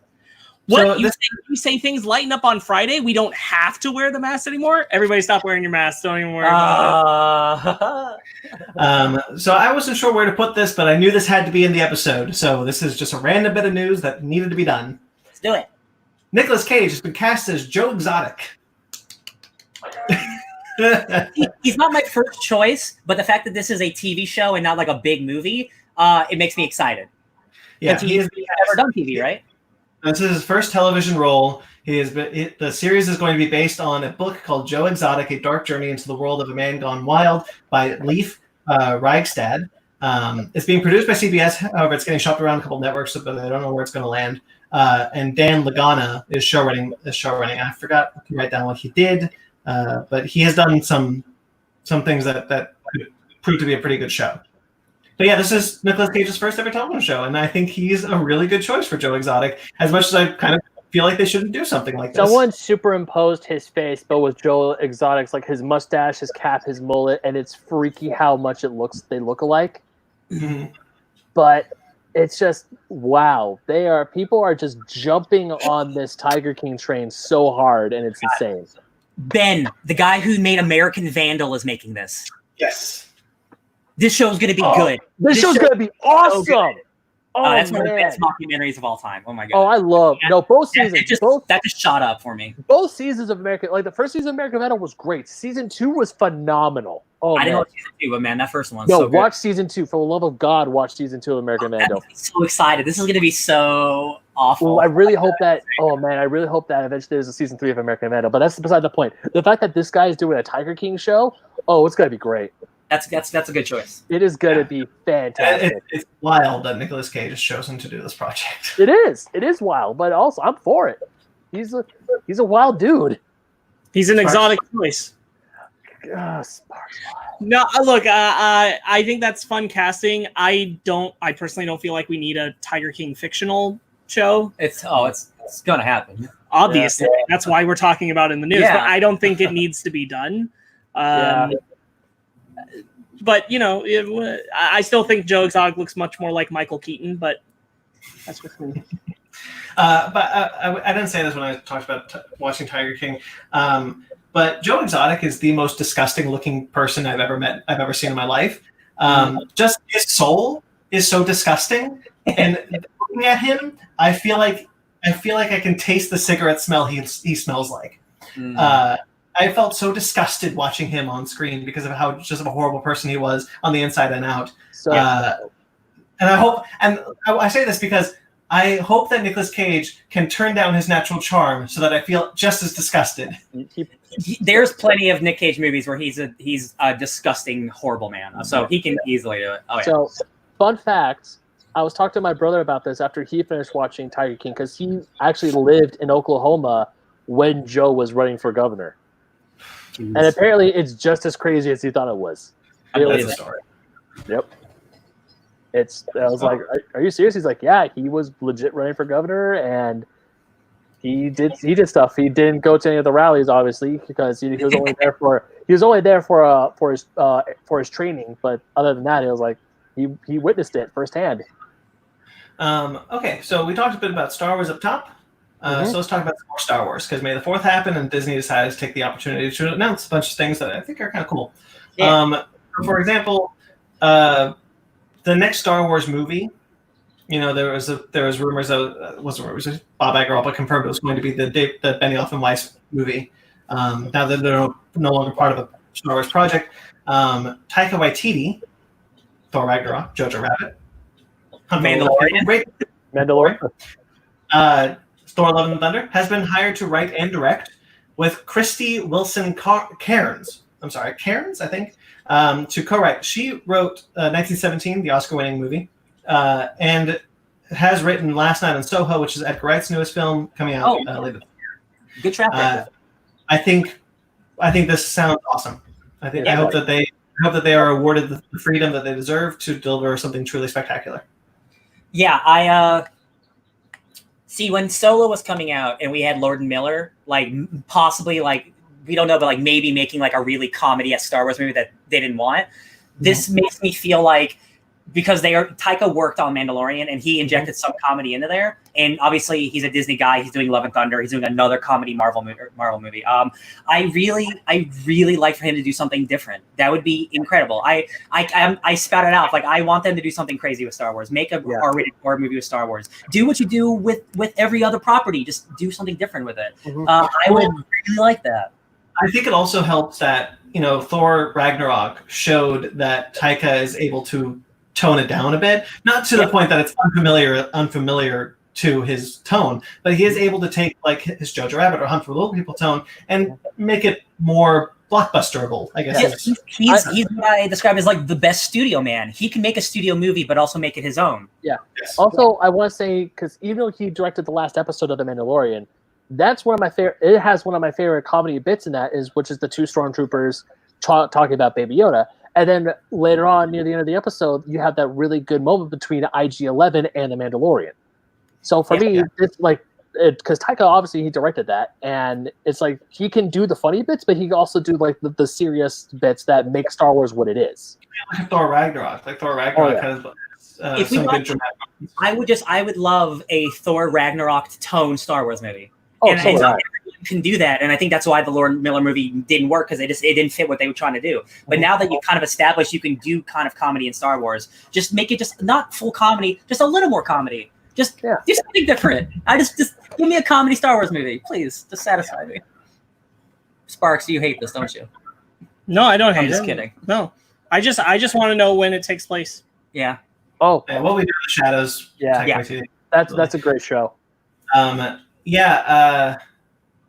It'd be interesting to know where this takes place. Can't wait. Yeah. Hopefully it's good. Okay, so The Mandalorian had some news and a leak. So we'll get to both. Peyton Reed and Robert Rodriguez announced that they have directed episodes for The Mandalorian season 2. Great. They join Carl Weathers, Jon Favreau, Dave Filoni, Bryce Dallas Howard, Rick Famuyiwa, and Dave Filoni. I put Dave Filoni twice. My bad. Deborah Chow is not returning to direct because she's working on Obi-Wan. So I'm really excited to see Peyton Reed and Robert Rodriguez do a Mandalorian episode. Yeah. I mean, we know Peyton Reed from the Ant-Man movies and like Bring It On. Robert Rodriguez is a great action director. So almost like a Taika Waititi, like he can totally go all over the place, like with comedy and action. So I'm very excited and happy that he's doing something Star Wars related. Do you know what I want the Taika Waititi movie to be about? No. Darth Maul and Crimson Dawn. You think? Oh. Yeah. You think they'll do that? I don't. But that's what I want it to be about. Because think about Taika Waititi directing Darth Maul as a straight man amongst all of Taika Waititi's kind of characters. God. Yeah, that'd be I was actually thinking Clone Wars the newest Clone Wars episodes made me more interested, made me like really kind of on board with his cameo in Solo. You know how famous I'm not fond of that cameo. Yeah. But now having seen the Clone Wars episodes, I'm like, oh no, you know what? I would be interested to see that thread continue. That's the whole thing, is I just want to know more about that whole section of Darth Maul's life. Darn it. Yeah. Maul, like I've said it like on Twitter, but Maul has like from episode 1 just being a bad guy who says one line, he has become like one of the most interesting characters in Star Wars because of the comics and the animated shows. And like we now know his entire life, where he ends up, but we still don't know the small little details. And I'm like, I also want more. And I think everything about his position related to Crimson Dawn and everything totally opens it up for exactly the kind of like places you want to explore with Taika Waititi doing it. Yeah. Sure. So that's my pitch. Yeah. So more news came out about The Mandalorian. The biggest thing that broke the internet was that Tamara Morrison has been cast as Boba Fett. Yeah. This is the actor who played Jango Fett, obviously, and the Clones, and Attack the Clones, and Revenge of the Sith. He is going to play Boba Fett. Obviously, makes sense because he's a clone. Right. This was not supposed to come out. Disney did not mean for this to come out, and it was pretty clear as soon as this dropped that this was a leak. I think that there is a leak in Lucasfilm right now because people are working from home. Yeah. I think it was Boba Fett that we saw in that last season. 100%. I am totally cool. I think it's great casting to bring him back. I really wish this could have been a surprise. So do I. But also, I'm not opposed to them bringing Boba Fett into the series. I think that fits, and I think it's a good idea. Yeah. And I especially bringing this actor back. Now, I'm going to throw my wild theory out here. We know Ahsoka is going to be in the show. Let's not kid ourselves. They have not confirmed, but it's happening. Yes. I think Tamara Morrison is playing Captain Rex. And I'm willing to put money down on Boba Fett, yes, but also Captain Rex. I will say the fact that they are willing to have Tamora come back as a clone character, Boba Fett, even if he's Boba Fett, that's a clone. The fact that they're willing to do that opens up literally any possibility. So, like, I can't imagine they're going to do Boba and Rex in around the same time. That might be too much, but this does open the door for that entire squad to come back, possibly. Because Rex doesn't die in Rebels, right? So Rex lives up until Return of the Jedi. Okay. But he has a...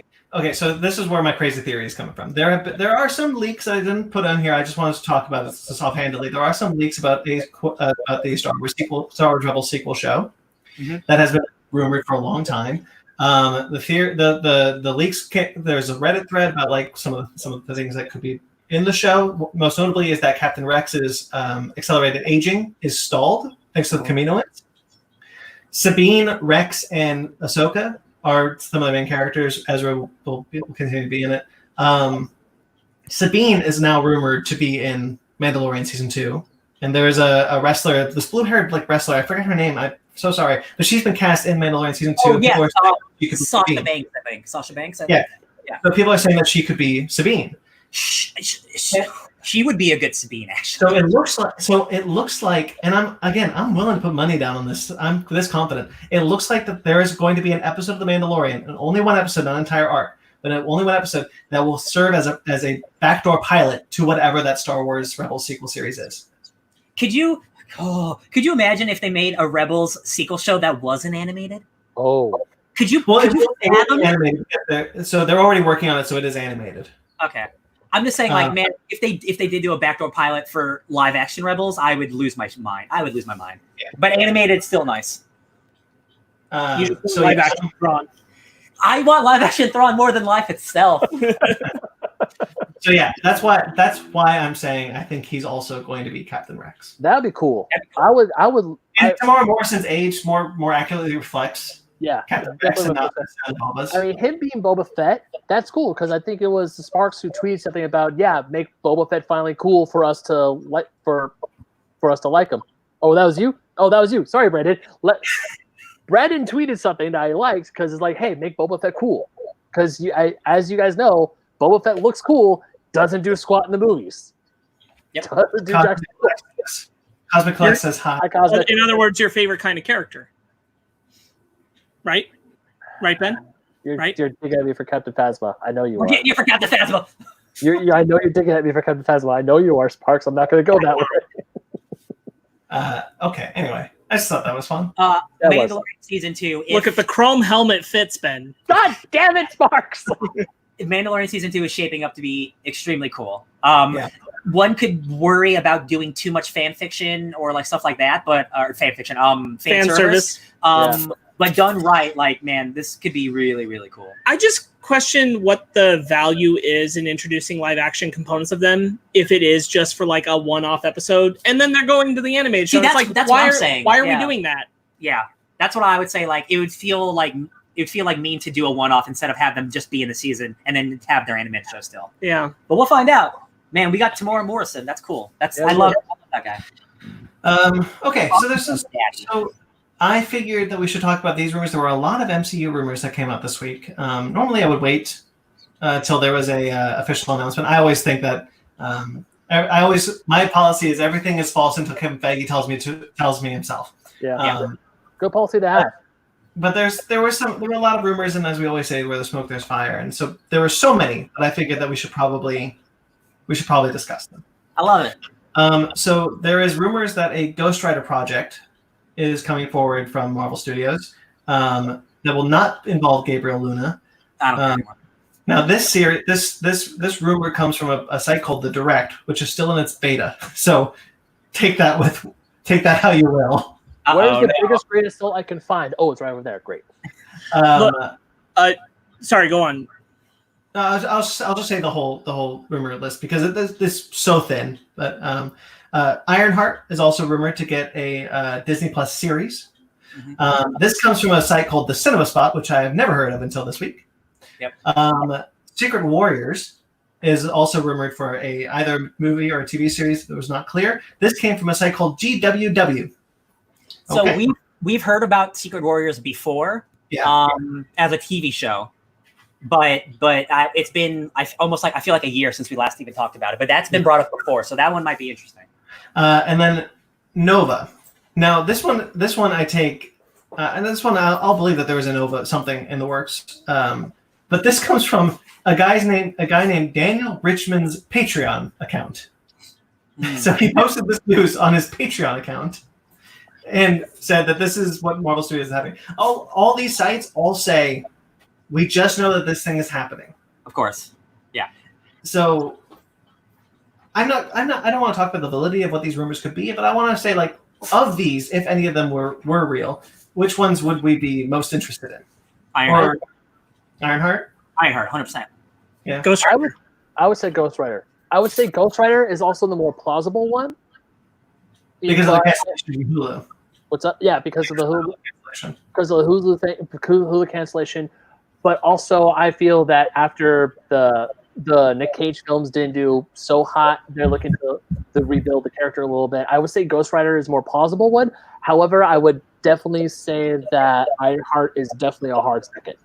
Wait, how did those films not do so hot? Nick Cage was in fire in them all the time. You know what I mean. Okay. Anyway, I as far as Ghost Rider, Ironheart, and Nova, I think all of them. The answer is duh. Yeah. Just how far? Every character's in development. It is an inevitability that Nova will be in the films, in the MCU. It is an inevitability that Ghost Rider will be in it because they canceled all that Hulu shit for a reason. Yep. And it's an inevitability, I think, that some form of Ironheart will come to exist. I'd like to believe it's going to be Riri Williams, no matter how passionate some fans are that it should be Morgan Stark. I'd prefer that they not give it to the little white girl instead of the black comic character. I'm saying specifically if you are making Ironheart a character. So I think the idea of a Disney Plus series for Ironheart makes the most sense to me, especially if you get, like, I think all the Disney Plus series have had at least one MCU mainstay attached to them to carry everything forward. So the mainstay for this one could be Don Cheadle, which would be lovely. It's a great place to explore more for Don Cheadle's War Machine character. So I'm 100% on board for that one. But again, like I said, all of this just feels like eventually, of course, all these things are being made.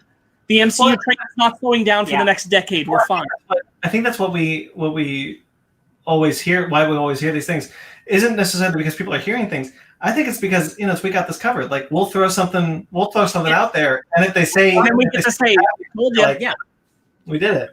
Yeah, you throw out 1,000 MCU characters, one of them's going to get a movie, and then all of your rumors are true. Here's what how shitty it is.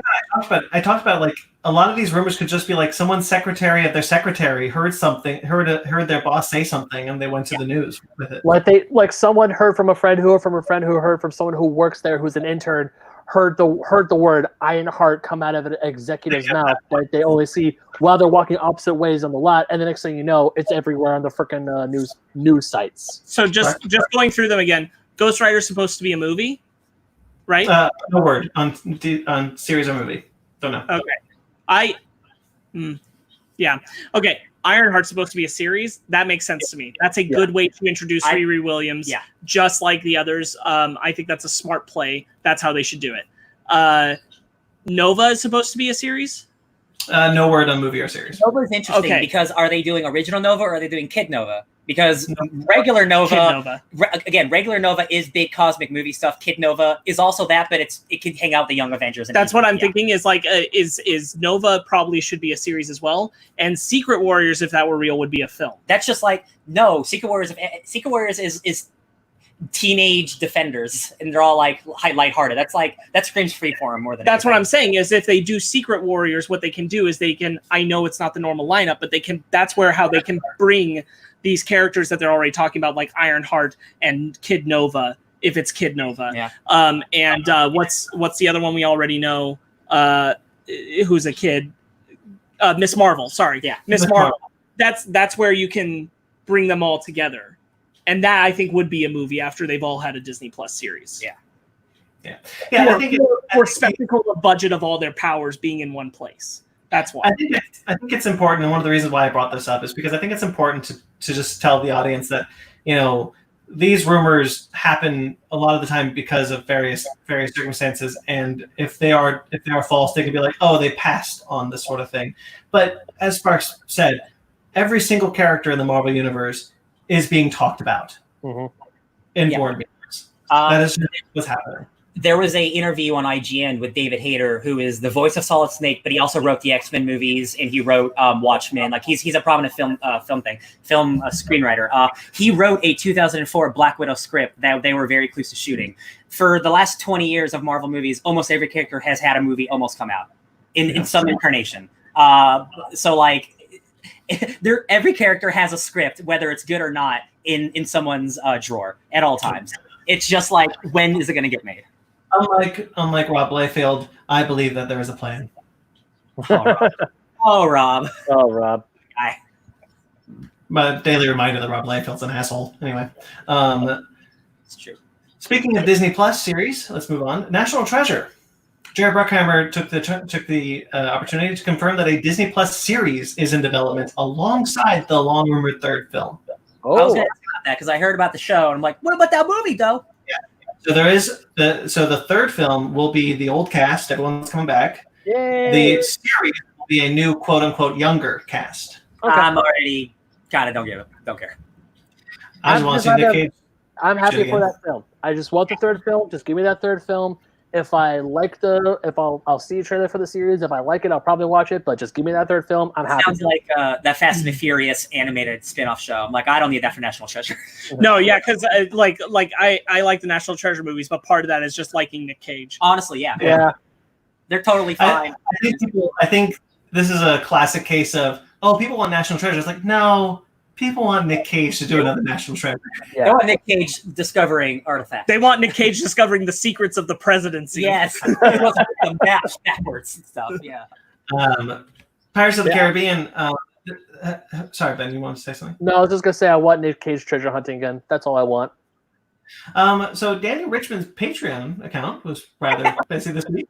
As he announced that the Disney is looking at Karen Gillan to head a Pirates of the Caribbean film. As the lead pirate. See, I don't trust Danny Richmond's Patreon, but this does sound like something I believe Disney would do. Yes, this sounded. The moment I heard this, I'm like, I believe this. Yeah, he's a Disney. Is Karen Gillan gonna play the redhead in the Pirates of the Caribbean ride? Because if she does, no shit. Bro, restart that franchise. No shit. Yes, is she going to be the female Jack Sparrow from the ride? Yes. All right. Yeah, I'm down. I'd watch that. I'd be into that. I think Karen Gillan's ready to headline the film. I like her a lot.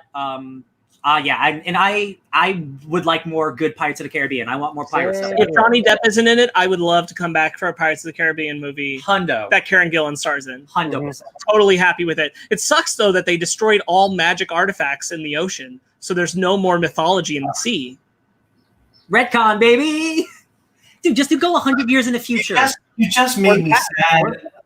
100 years in the future is like 1920. No, dude, they're like in the 1600s. What are you talking about? They're in the 1800s. They are not in the 1800s. Pirates of the Caribbean films are set in the 1800s. What? You need to brush up on some history about some pirates, my bro. What?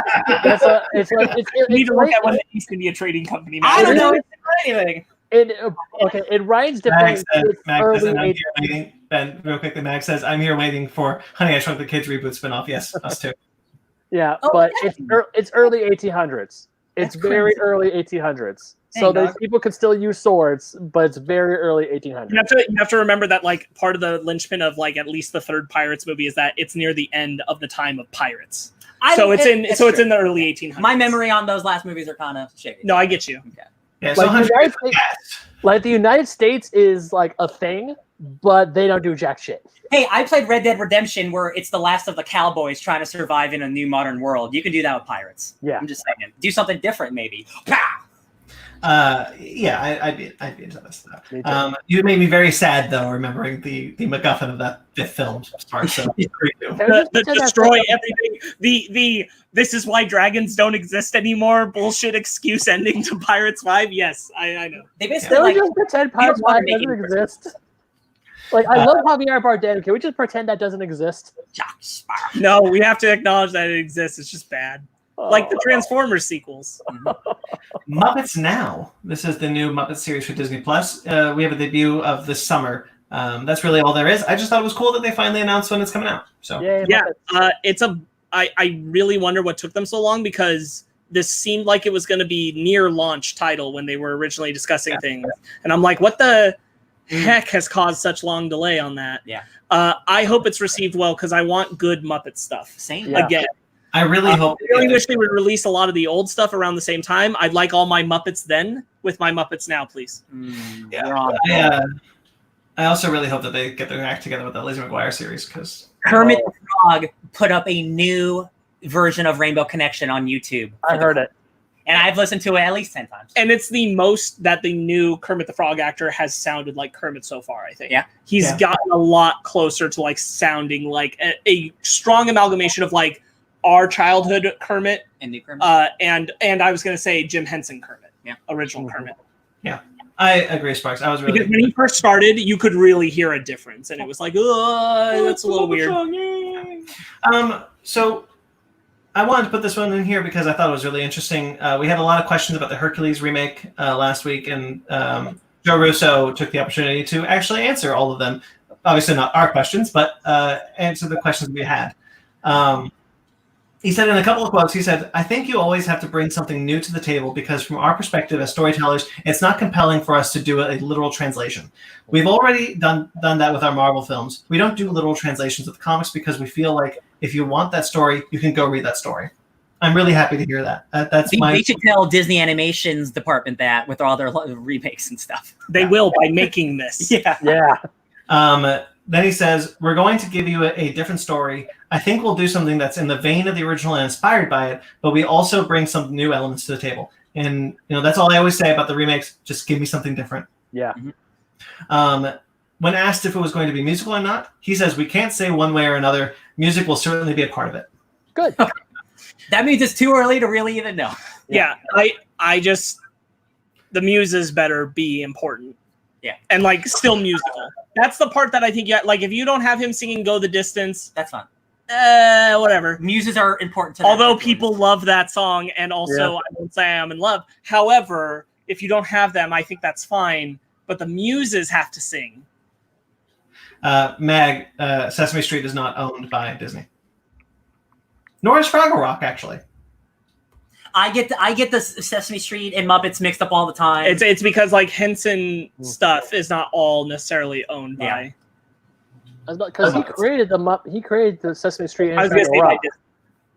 Yeah, but the Muppet Studio I don't think owns Sesame Street or Fraggle Rock. Who owns Fraggle Rock?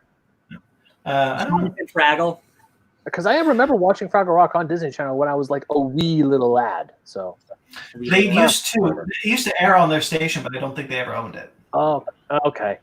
I don't know for sure about Fraggle Rock. I do know for sure about Sesame Street. Okay. All right. Anyway, so some comic book news. Sorry for the length of the episode, but like I said, we don't see each other often anymore. So nope.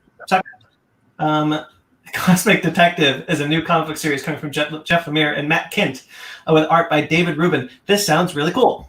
It is about a detective who has to investigate the murder of a god. Yeah, this looks really cool. The preview pages looked cool. Yeah. The Kickstarter is up now, and it's already reached its goal. Oh, nice. Yeah, image publication or something like that. Yeah. Nat Kint had this to say. This is the only poll quote I pulled because I thought this was really cool. Cosmic Detective is a crime story that channels Jack Kirby, David Lynch, and Raymond Chandler. It's a story grounded in noir that ultimately becomes absolutely cosmic, bonkers, insane. Cool. I think that's awesome. Yeah, we're all Jeff Lemire fans here, so I'm already on board. Yeah. And I figured, if they're channeling David Lynch, that'd be cool. All right. Marvel had some disappointing news this week. Well, they are going to, from now...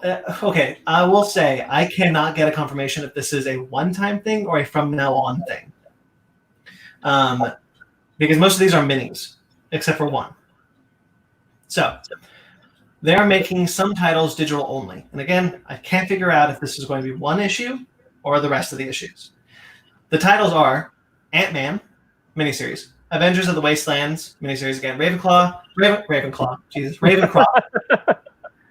Star, Marvel Spider-Man: The Black Cat Strikes, which is the adaptation, which is the comic book adaptation of the DLC for Marvel Spider-Man. The Gamerverse. The Gamerverse, and Hawkeye Freefall. Matthew Rosenberg posted this whole thing about it on Twitter, which I thought was really poignant. The 2020 Ironheart series, which is not out, will debut digital. And then Ghost Spider is the only ongoing to go from a print to a digital title. So I have Ghost Spider 8. Number 9 will be digital only. So I'm not sure where I saw it, but I thought it was confirmed that all of these series are all digital only now. That's what I saw. Yes, I saw that too, but then I saw a report saying that this was just for one issue. I didn't see that one. I saw that all of these series are ending digitally only. And that would make sense for the minis, especially. But like for things like Ghost Spider, I think there's some confusion because Ghost Spider is an ongoing. It's not a miniseries. It's not due to end anytime. What's weird to me is I don't know if this is a new development, but I know Matthew Rosenberg, he wanted Hawkeye not to be a miniseries. He wanted it to be an ongoing. And Ant-Man I never heard it was a miniseries. That was just a new Ant-Man book. That should be an ongoing. So I would not be surprised if those books were ongoing and now they are considered miniseries. I wouldn't be surprised either. This is my exact fear that I was scared of because I have 2 issues of Ant-Man and now I can only get 3 issues digitally. And this is my exact fear. And this is it's what I feel about Ghost Spider. Like I've got everything of Spider-Gwen going back to her first appearance. And now, depending on what report you read, either one issue is going to be digital or the rest of the series will be digital. See, I don't think it makes sense to only make one of them digital because then you have one missing issue. From what I read, the report I read was I agree. From now on it's all digital, and that sucks. I agree, and I just want to say that I have read both reports, so I don't know for sure what is going on. But I agree with you, Ryan. I don't think it makes sense to do that. When we talked about this a week or two ago, like this was my exact fear. Like all these small books, they are getting thrown away. They are literally getting thrown away to digitally, and it's a quarantine. There's not a lot we can do, but man, like these are the exact. I get the sales I was scared for. Exactly, like the sales for these books were not great because they're coming out during just before the quarantine, just before the health crisis. So like that impacted the sales of these books. But like, come on, guys, have some faith. It's not like Ant-Man or Hawkeye are big seller books anyway. So these books are literally being sent to die, and man, those books are so good too, and they deserve to have at least another volume, at least 2 volumes. I really like the current Ghost Spider run also. Like I think that book. Now these books will be available in print for trades. Sure, but if you but that's the trades though, and I'm a collector. I want completionist. And like in the case of Ghost Spider, because this is the only book of this list that I'm reading. But in the case of Ghost Spider, like I have 1 through 8. The arc's not over. Yeah. And essentially, you're buying a $20 or $17 book, however much those books are, just for 1 issue. Yeah. I'm in the same boat because I'm on Hawkeye with you, and then Megan's getting Ant-Man and Star and Ghost Spider. So she just got the shaft hard on like 3 of the comics she was picking up, and she's only reading like 6. Yeah, they're not even Brandon, and they're not ever going to release the single issues, right? It's only going to trade. That's not fair. That's truly not fair to not just us, but to the creators of those comic books. No, they should. Once the crisis is over and comics are in full swing 100%, they should release those issues, single issues. They should. At least like upon order. You don't have to give your comics like a regular new issue, but let your customers order one issue if they want to. I am peeved about this. Yeah. I'm very peeved. Me too. I don't read those Marvel books, but I'm peeved for you guys because that's messed up. Because then if you're buying, because like us, we love buying the physicals. Even though we're fighting for space, we love holding the book in our hands. Now, I'm not dissing those who love reading the books digitally. Good for you. But for us, like those who have the physical collections, we're missing an important slot. It is proven that digital collectors are not the same as physical collectors. Yeah, they're different. Yeah, they're different audiences completely. Yeah. I'm just not like I'm not a fan of buying single issues for the same price as print ones. Yeah. When they come out, I'm not. If I'm spending that much, I want a print copy. Yeah, agree. Yeah. Like otherwise, you're paying for the paper stock. Yeah, exactly. Yeah. Why am I buying the same amount? Like if I could buy all these issues for $2, if these were less, half off, then I'd be like, okay, even $1 less. If it went back to $2.99, like how comics used to be, I would even support that. But the fact that they're still $4, that I have to spend that much, and I'm not getting a print copy, and I'll never get a print copy of those issues is ridiculous. It's a ridiculous way to have it set up. At that point, trade waiting becomes the way I want to do it because I want it in print. Mm-hmm. Yeah. Exactly. At the end of the day, also, I can't imagine like how hard this is for Marvel to make these decisions too. Like they want to be frustrated because I know they want to get all. I was just scanning through what he said about Matthew Rosenberg talking about it. What he said, and he said, "Yeah, like this sucks. Yeah. Like nobody's happy right now." Yeah. All right. Yeah. Okay. HBO Max news. HBO Max. Do we know that they had a partnership with Crunchyroll? Did we know this beforehand? Yes, we talked about it early on. Okay. Well, they just announced what titles will be available at launch from the Crunchyroll library. This is why we were talking about it, is because it's going to have Crunchyroll, but it's like a limited access Crunchyroll. It's not like if you have a Crunchyroll account. Sure. Which is weird, but go ahead. So the titles that are going to be available at launch from the Crunchyroll library are going to be Full Metal Alchemist Brotherhood, Re:Zero, Starting Life in Another World, Director's Cut, Spectre, Keep Your Hands Off Isaacin, Rurouni Kenshin, and the only reason why I know how to pronounce Isaacin is because of Sparkz. You're welcome. Rurouni Kenshin, Konosuba, God's Blessing on This Wonderful World. Oh, Konosuba? Okay. Bungo Stray Dogs, Berserk. Oh, hold on. Berserk's my favorite anime, and you cannot stream it anywhere legally. It is nowhere available to watch. So HBO Max is my best friend right now. Isn't it on Crunchyroll right here? Besides Crunchyroll. Okay, I was gonna say, like, I'm pretty sure it's on Crunchyroll, which is why. No, I know, yes, but I mean, like, I don't have Crunchyroll. No, I got you now. Okay. Cabaneri of the Iron Fortress, Kill la Kill, Your Lie in April, Erased, Kisnaver,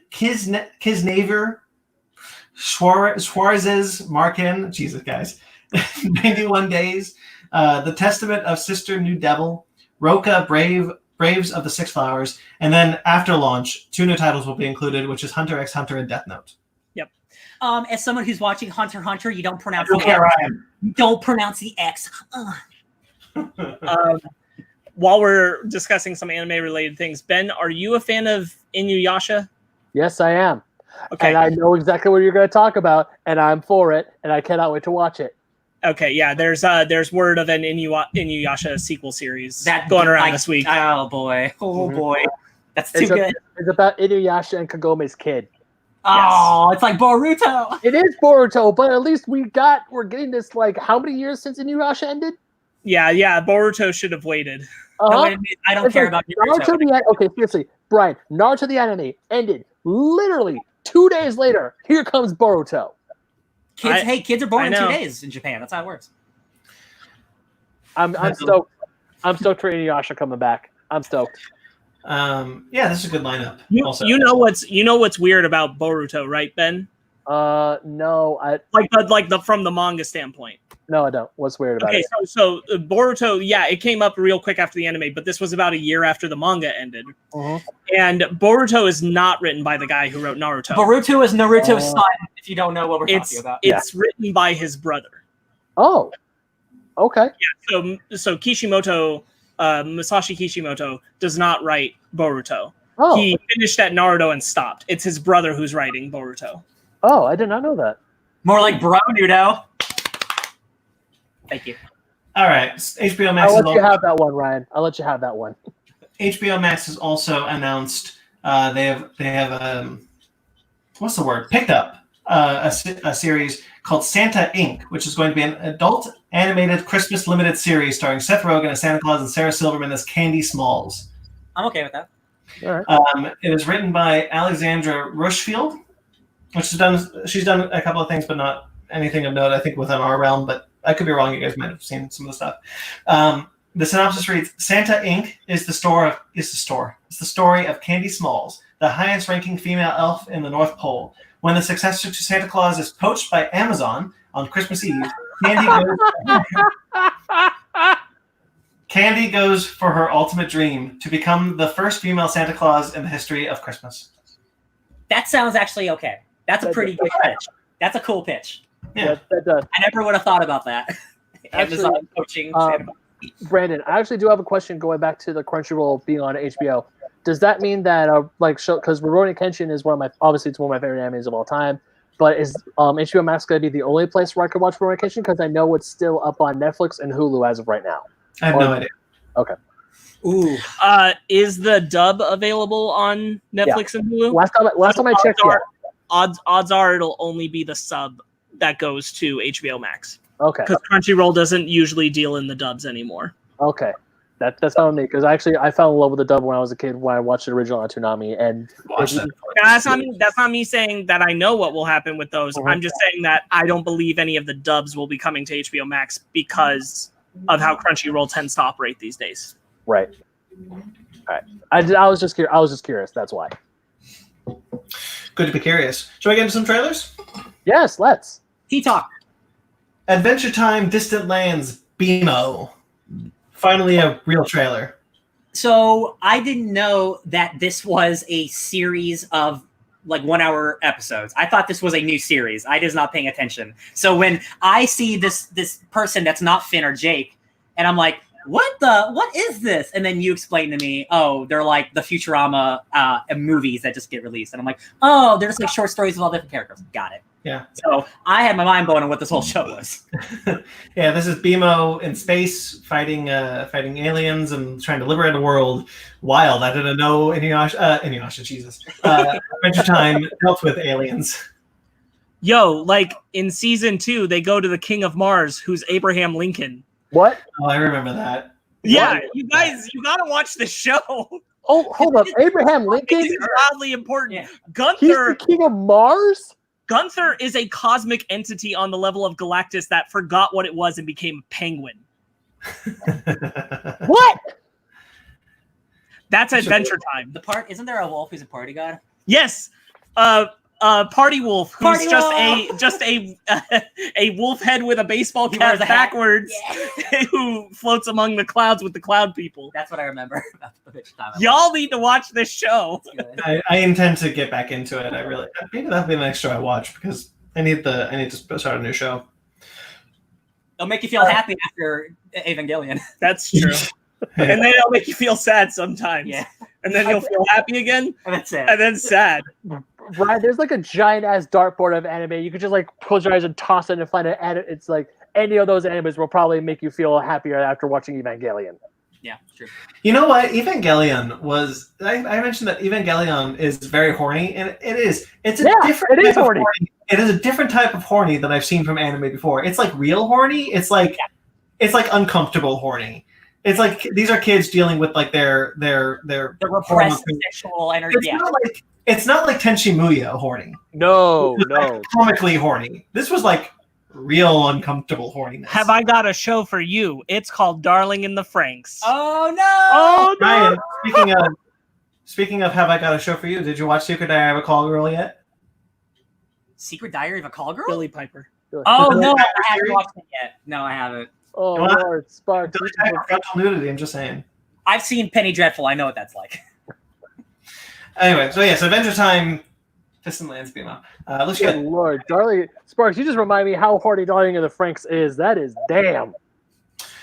I don't remember if we ever discussed it, but in Darling in the Franxx, the way that they have to pilot their mechs is that the guy has to sit behind the girl who's sitting in front of him doggy style, and they have to sync up. Oh, is this horny? No. Look. So the show was made by the same people that made Gurren Lagann and Kill la Kill. Yeah. So if Gurren Lagann is an exploration of male sexuality and Kill la Kill is an exploration of female sexuality, then Darling in the Franxx is an exploration of coming-of-age sexuality. Because there's a whole thing about the fact that their society is built around guy and girl needed to combine in order to operate their mechs. And one of the girls is attracted to another girl. So she can't operate her mech properly. So it's actually really well thought out, but like they're hard on the nose about the visual metaphor. Oh, yeah. Okay, Space Force. Yeah. Yo, this is show Steve looks Carell's new series from the creator of The Office, I want to say. Yeah. This was good. This was really funny. Yeah. We have to remember this is a real thing, and they're making fun of it because it's a real thing. Yeah. I don't know how much actual Space Force knowledge is out there, but if it's anything like this, oh my god, we're doomed. Is that still I just really like for the military? Yes. They just got the patches last month. Anyway, Yeah, I really like when they're just like. By the way, I like Sparks' explanation for how Space Force happened, which was someone told the president that aliens exist, and he immediately went and said, "Okay, we need to make a Space Force." Yeah, 100%. This is how we know aliens are real. This is how we know, because Trump freaked out and told the world by creating Space Force. You guys Why remember else do we need to militarize space? Anyway. Was it like 2 weeks ago that the Pentagon released like a whole bunch of unclassified videos of UFOs? Yes. Yes. Those are years old, but they are officially released. They're from 2015. They're it's unidentified flying object. Yeah, it doesn't mean aliens. The important part is that the Pentagon blatantly said, we still to this day do not know what these are. Yeah. Anyway, so Space Force. One of the things I really like about the trailer for this was just like, we need to make a Space Force. So you figure out how to make that happen. It's like, what? How? How? Like, I really just like figure out how to make Space Force happen. It's just like I have no idea. It's like the beginning of it. Like Steve Carell sits down, like he's this big general, and then the other he just became a he became a high-ranking officer in the Air Force. Yeah, and he sits down, and then there's like the major general is like, "We need to militarize space," and Steve Carell starts laughing, and then the guy's like, "You need to do it." And he's like, "Oh." I really hope the whole show is just like them trying to make up things that they're doing to impress the president and make him think the program is functioning. Incompetence the entire way through, but to make it seem like it's real, just like how our actual government works. Because then that'd be fantastic and true to life, while still being really funny. Yeah. Okay, The Last of Us Part 2 had a new trailer. Nope, we're not talking about it. I didn't watch it. No spoilers. Ryan, I only put this on here if you wanted to talk about it, but the Mortal Kombat 11 Aftermath trailer did drop. Well, we're not going to talk about the trailer, right, but I can talk about the stuff that's in it. Sure. Like, it is still an expansion, but this is the first time Mortal Kombat's had a story expansion, so it is taking place directly after the end of the game. But they're adding RoboCop, they're adding Fujin, who is like Raiden, but he's the god of the air, and they're adding Shiva, who is Lady Goro. You've seen her in MK9. So they're also adding some more stages. They're adding stage fatalities from the original Mortal Kombat games. That's really fun. They're adding friendships, where instead of killing your friends, you can make them stakes, or you can like have a dance battle with them. It's like it's fun fatalities. But like for me, honestly, the really cool stuff is the story stuff and where they're going with that, because Shang Tsung was one of the DLC characters from the last expansion, and it's the original actor from the movie. So they got him, and he does all the lines, but everyone was like, wow, you guys put a lot of effort into putting Shang Tsung in this game. He's not even really in the game. It's because he's one of the main characters in the expansion, and it's that actor doing all the lines, and they released like a 1-minute clip of the story, and it looks so good, and it's Shang Tsung being Shang Tsung, and I'm like, this is great. I'm so excited. I can't wait for us to finally get there, whenever we get there because of quarantine, but I'm so stoked for more Mortal Kombat. That game's fantastic. Batal, a new Netflix Blumhouse India joint. I stumbled upon this by accident, but I thought this looked really cool. Yeah, Indian zombie TV series. Yeah, I looked it up. It's described. It's called a web show, So it started as an Indian like internet show that they're putting on Netflix, but the production value looks pretty high for a web show. Yeah, it looks really. They could be hiding the production value in shadows, which is a common technique. I thought this looked really interesting. The idea that there's these zombies that they're kind of almost like vampires. They're not really decaying, but they're these ancient zombies that have been locked away in this mountain, and then they're freed, and then they can kind of talk. Also, that there's a sentience there, and that there's like this whole thing like he is coming, he is hungry. I'm very curious for this series. I'm actually really interested. Yeah, I am too.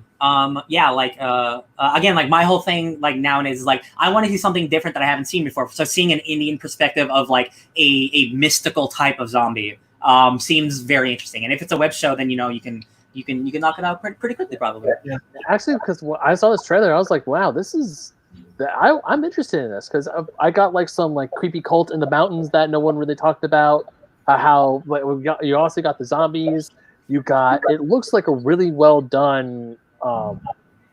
It just looks good.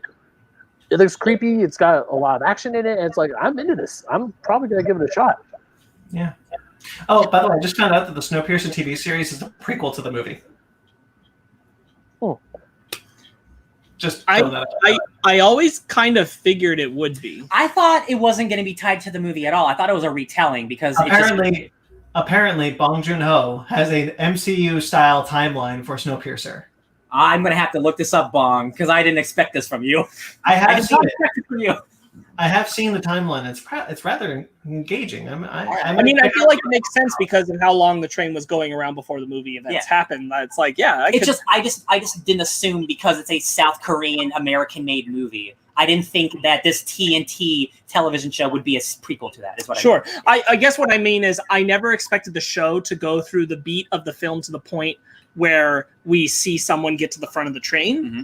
And since I don't expect to see that, it totally, regardless, could take place in the past of the film. Yeah, I just thought it was going to be like a Purge situation where it would be like the situation spent over like 8 weeks instead of 2 hours. You know what I mean? Like it would take, we'd watch it for 8 weeks instead of 2 hours. Sure. I thought. The series. Also the Purge shows also exist in the film. No, I know. I'm saying I thought this was going to be I get you. The series is like I think 100 years before the movie. Hot dog. I have to look at the timeline again. I'll send it to you if I run into it again. Yeah, I'm gonna look it up. Medium, a new video game for the new Xbox generation. We're now in the Xbox ports. Can we actually? Because we have a lot. Can we finish the movies? Yeah, let's finish all the movies because there's a lot of video games and then one more movie. It's Becky. We have two. Okay. So we'll do The King of Staten Island. Yeah, The King of Staten Island is a new comedy from Judd Apatow. Starring Pete Davidson from SNL. This looks like another great Judd Apatow movie, combining comedy with real emotion. And if you guys don't know, Pete Davidson did lose his dad in 9/11. He does have a tattoo about his dad's death. And like all of this is based in true facts. 100% of it's based in true facts. And that's what Judd Apatow does great. Like Knocked Up or Funny People of Adam Sandler. He takes real emotional situations and brings comedy into it. So I'm very excited for this. I think it looks great. I think for many years, I've gotten Judd Apatow and Paul Feig in the same place in my head on accident. I did not do it on purpose. They make similar movies, to be fair. When I saw this trailer, I was like, oh, Judd Apatow. I don't really like Judd Apatow. But then I watched him like, oh, this looks pretty good. And then Ben was telling me all the movies that he liked of Judd Apatow. I'm like, I like those movies too. Yeah, 40-Year-Old Virgin. I think you were accidentally putting those two men together. Yeah, I think so. They share casts a lot. They're like in the same like friend group kind of. Yeah. But yeah, this looks good. I'm looking forward to this. I think this was supposed to be a theatrical release, but now it's going VOD. Yeah. Much like a lot of things. Much like everything, yeah. Becky. I'm actually really excited for Becky. I would really like to see this because you don't normally see Kevin James in a villain role at all. You never see Kevin James in a villain role. I was going to ask you guys, what was the last time Kevin James played a bad guy, or even was he in a serious movie ever? Like a movie that wasn't a comedy? I want to say that he was, but it wasn't a horror movie. I want to say like I feel like he's done a drama. He did a movie where he did like a boxing movie where it's like a dramedy. But it's more comedy, but it wasn't like an Adam Sandler movie. He played the president in Pixels. You're right. And I like that movie, but no. that Oscar nominated. No, this looks really good. I didn't know it was Kevin James until the title card. When that came across my way this week, I was like, oh, we're talking about this. This is wild. Yeah. He's playing a neo-Nazi villain. What? And like then hunting for treasure, maybe. And then I also like the aspect of like the girl where it's like as you said, it's kind of Home Alone-esque. And it's like, yeah, it's Home Alone. If she was like gonna freaking murder them. It's murder. Yeah. Whenever you're like a big comedian, like it always eventually happens where you make like a drama or do something to change your avenue. But I haven't seen Kevin James do that for 20 years. So if you really feel like this is the first time where I'm seeing him, like, oh, Kevin, you're trying something. You're trying. I appreciate you. Every Kevin James movie I can think of, he's always some like goofy guy. Like he's blah, blah, blah. Yeah, he's kind of like that. But this time, it's like I'm actually afraid of Kevin James. Like I'm scared of him in this. Seeing the little snippets that in this trailer, like with him putting the gun to that one lady's knee, like he's gonna blow her kneecap off. It's like I'm terrified of him now. This is like where he's talking about how, oh, you don't mix races like that. He's a pure blood Rottweiler, and then just you see the like, oh shit, he's a neo-Nazi. This is his uncut gems, but Adam Sandler's that's what Brandon said earlier. When I saw this trailer, I was like, oh, Joel McHale might be the only actor in this that I recognize. That's cool. I like Joel McHale. And then like title card, Kevin James, like what? the same King of Queens. That was wild. That looks good. I'm looking forward to it. As a fan of Kevin James, when he's like putting good effort in, I'm excited for him to be doing something like this. I watched The King of Queens. I like that show. Yeah, I do too. I think there's been a lot of things where Kevin James has had opportunity to like really be entertaining and like be comedic of his own merits, and then there's times where like he's doing something just for fun and goofing around, usually with Adam Sandler or something. But like the immediate example that always comes to mind to me is Hitch. Yeah, Hitch, which I think he's really well balanced in. I love. He's not over the line goofy, but he is funny, and he's like a sympathetic like everyman. He's very sympathetic everyman. Yeah. Hitch is good. Yeah. Like that scene when he chucks the inhaler and he finally goes up to that girl and he finally gets her kiss. Yeah, exactly. I remember her name. It's Allegra because it's a weird name. All right, now the Xbox Series X situation. Yes, so this was the first unveiling of gameplay, quote unquote gameplay for the Xbox Series X. This is basically a pre-E3 for Xbox. You notice all the games we're going to talk about, none of them are big, none of these are Halos or anything, because they are still going to do an E3 conference in a couple months, their own version of an E3 conference. This was just kind of like a pre-taping. Here's a sizzle. The problem is the sizzle, it wasn't a good sizzle, I don't think. I think it was a pretty bad sizzle. There's also, just real quick, like there has been, I did see some articles, we were talking about this a bit in the car, there were articles talking about like how far can you push being able to actually display good graphic design on a new console at this point in comparison to what you have without actually doing like side-by-side comparison, slow motion imagery. Yeah. And I think that's a fair point that makes it hard to judge the difference between consoles. And also, there's been a lot of talk lately about how even though the PS5 and Xbox Series X are set to come out this year, the games that are meant to launch with them might not all make it because of the coronavirus, and that there's a lot of things that are probably being held back right now as far as marketing because of that. Like the big games. So let's get into the games and we'll talk about them as we go. All right, so there's Medium, which is a new game about a girl who's getting visions of a child dying. Yes. A theme in all of these trailers is we don't know what's happening in a lot of them. Yeah.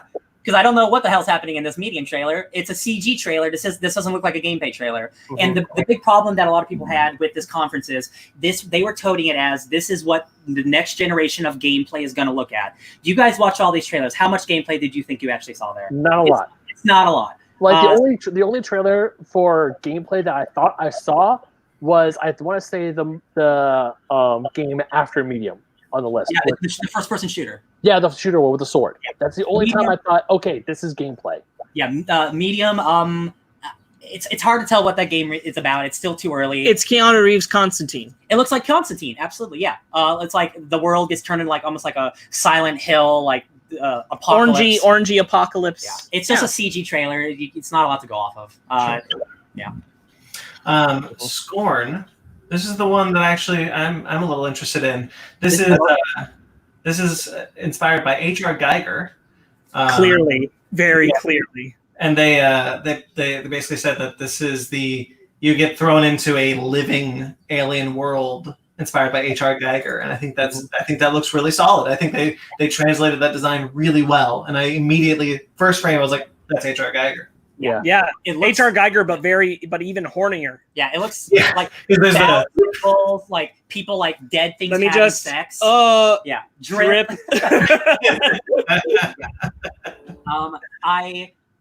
Seeing this type of trailer and like what the game or what the game seems to be about, I want to imagine it's a Jedi Fallen Order or Dark Souls-esque type of game where it's like hard combat in this world. But that's just me speculating because what it looks like. I don't know what the game could really be, but I think it looks awesome. It's definitely the best looking game from this. It looks creepy. Yeah. Like, obviously it's an H.R. Geiger design, so obviously the aesthetics look great, and it also looks just like bleh. But once again, I don't know what's going to happen. Play this one, Ben. What? We're going to make you play this one. This game also has been in the works for a long time. And then I think like it's going to finally premiere on the new Xbox. But it's been in development for 5 years. Oh wow! Okay. So the next one is the one that you guys were saying showed the most gameplay. This is Bright Memory Infinite. This is the first-person shooter. Yeah, this was made by one person. Yeah. Really? Wow! I didn't know that. Yeah. It's a Chinese developer. He's been much like Scorn. He's been working on this game by himself for years and years. And then when they were starting to make a new Xbox, he's like, "Hey, would you like to premiere it on Xbox and we can help you and stuff?" So this looks like a Call of Duty samurai game. Yeah, It's got really swords and shields, and it's got like a whip attack. Yeah. The Looks gameplay looks fun. Looks really good. One of my things that I was talking to Brandon about this earlier when I saw it that I like about this trailer is how, because I was noticing when I was playing Final Fantasy VII, is that world incorporates both swords and guns. Mm-hmm. Like, even though a sword in the world of guns, swords are obsolete, but the way that the protagonist for Beyond Memory Infinite is just like whipping by, shooting, and then takes a sword out and finishes an enemy off, is like, I like that. I like how it's a combination of both first-person FPS action and there's a sword fight. Yeah, it's combining a lot of different types of gameplay into one. Let's hope that it combines all into a full good game and story and stuff. Yeah, so that one I'm looking forward to the most, I think. I think this one I think this is all in-game engine, gameplay engine, but this was mostly a CG trailer called The Sea. Yes. Yeah. This is a really stylized one. Yeah, this one, it was in-game engine, but also like it doesn't scream next gen to me. Like. Yeah. Like every game I played, like God of War looks big. Like, and this is not me disparaging the games, but like when you're showing the next generation of gameplay, I'm expecting something a little better. Right, Call of Sea feels like more like one of the indie titles, which is fine. Yeah, like that appeals to a market. Yeah. Like I like what it looks like. Yeah. I'm like that seems like a game I would play, but for sure it's not something you usually see at a conference like this. Like when you go ahead. Oh, because for Call of the Sea, it looks like that game could be played easily on a Switch or a PS4 or an Xbox One right as of now. Yeah. Just from the design, just from like the graphic, what it looks like. Now, don't get me wrong, I love the art design. I love how it's a period piece game, but touting this game is like, oh, this is what the next gen's gonna look. It's like I could probably play this on my Switch right now. And the problem you have there is. Again, not just because it's coming out on a next-gen system doesn't mean it needs to look like the next Call of Duty, right? You're right. But when Xbox marketing itself saying, we are going to show you what the next generation of video games look like, and then this is what you show us, it's not that any of these games look bad or are going to be bad. It's just you're giving us an idea of we should have lowered our expectations possibly. Yeah, like looking at the visuals from the last 4 games, like the last 3 games that we talked about, those visuals, that's next gen. That's way beyond what my console can do today. And then you get out, and then you get no, it's not. It's definitely not. It's not. Then look at God of War. God of War is the best looking game like ever made. God of War. Wait, have you started Final Fantasy VII? Not yet. Well, even I recognize that games like Final Fantasy VII, God of War, look about at least on the same level as a lot of these games. Yeah. Also, a lot of these games are still in development. So God of War and like Final Fantasy VII, those are games that are done and have been worked on for 5 years, whereas these games are still in development. Yeah. Okay. Chorus. This is another game that showed us some gameplay. This is the flying one. This is a space flight game. I'm actually very into this one. I love space combat games. I know you like space combat games too. This looks like a lot of fun. I'm more curious about what the story is because it almost seems like you might be a bad guy. Like you might be doing something bad. Yeah. You might like you don't know you're a bad guy and you would become a good guy. But like I like the look of it a lot. I like how fluid the combat and flying looks. Yeah, I want more games like that. Yeah, I told Ryan that I really badly want a flying game that I like playing as much as I like shooting in Destiny. Yeah. All right. Second Extinction, Reclaim Earth. This is the last one we have. This is the last trailer we do get some gameplay in this one, but what that I like about this game, it reminds me a lot of Turok Dinosaur Hunter. Yes, everyone thought it was Turok until it wasn't. I was kind of hoping it was Turok. I was hoping it would pop up. I was like, surprise, we're really Turok. Yeah. This was also a game that you can clearly tell it's still early in development because 99% of the gameplay was Velociraptors, and then the last shot is a T-Rex very quickly. So that's a game that it's probably not coming out this year, if I'm being honest. But yeah, I want also more dinosaur shooting games. Give me more Turoks. I was watching a video on Turok Dinosaur Hunter. I was like, man, they should really bring Turok back. I know they re-released the old N64 games for the Switch, but there should be more Turok. Yeah, that's Turok. I know he's owned by Valiant, but I want more Turok video games. Well, that's what I'm saying. Valiant owns the Turok license. So in order to make more video games, Valiant has to be like, we want to go back into video games. Yeah. You're right. And everyone wants to kill dinosaurs. Yeah. Okay, that's it for the news. I have one trailer that we didn't talk about, but this is just for me. There's a sequel to a game called Vampire the Masquerade 2 Bloodlines, and that is the first one is a cult classic RPG vampire game where you do quests and you turn people into vampires, blah blah blah. But the trailer for this game was very, very fun and interesting, and it just shows the world of vampires, and it has like a cool like Frank Sinatra song, and there's vampires being sassy and killing fools. And it's very cool to see this game finally get a sequel after like 20 years. That this cult classic is getting like a resurgence. So I'm very excited about that. All right. Yeah. Okay. So let's get into our main topics. Topics with an S. So we're going to do a round robin. This is basically what we do when we can't figure out what to talk about for a half hour. So let's get into it. Who wants to go first? Let's all. Okay. You too, Brandon. Okay, so this is fine because I actually have a Star Wars topic. Okay. I thought we were done. We're done with Rise of Skywalker. May the 10th. Okay, so I've been really into the Clone Wars for a long time. The prequel era is my favorite era of the entire Star Wars saga. And like I said, I read a comic book called The Son of Dathomir, and I just recently bought a book called Dark Disciple. So I wanted to talk about stories that didn't happen in the Clone Wars, and I want to basically just tell you guys about all the stories that were storyboarded and animatic and dubbed, and then didn't happen because of the cancellation of the series in 2013. So obviously we know there are 13 stories that didn't happen for upon its cancellation in 2013. So 13 stories didn't happen. The Son of Dathomir, Dark Disciple, both those stories did happen in other forms. There was also, sorry, my girlfriend is taking the dog out because she needs to go to the bathroom. That's what you get on the live shows here. Animals going to the bathroom. So obviously then there's a couple more. So basically 5 of the stories that didn't happen for Clone Wars ended up happening eventually. Season 7 is 3 of them, and then the 2 happened. So there is a story called Crystal Crisis on Utapau that never happened, but you can find the animatics online because they had it dubbed and they were ready to go, and then the cancellation by Disney because the series was produced by Cartoon Network. You can find it also on the theory. So, but the big ones obviously were the Bad Batch, Ahsoka's Walkabout, and the Siege of Mandalore. All 3 of those stories became season 7, and because they were so far along in the production that they were able to just finish them, just get them done. So Bad Batch existed as an animatic. Guys, these were ready to go. Like Clone Wars was so ahead of themselves. They had season 7 when they were canceled at season 5. They were ready to go with the 7th season. They were always supposed to end at the 7th season. They were always supposed to end with the Siege of Mandalore. Things have changed in the interim. The Siege of Mandalore changed slightly, but not. But what we had was basically what was supposed to be. the Dark Disciple, obviously. There was going to be a bounty hunter arc, which was going to have Boba Fett and Cad Bane going on a rescue mission.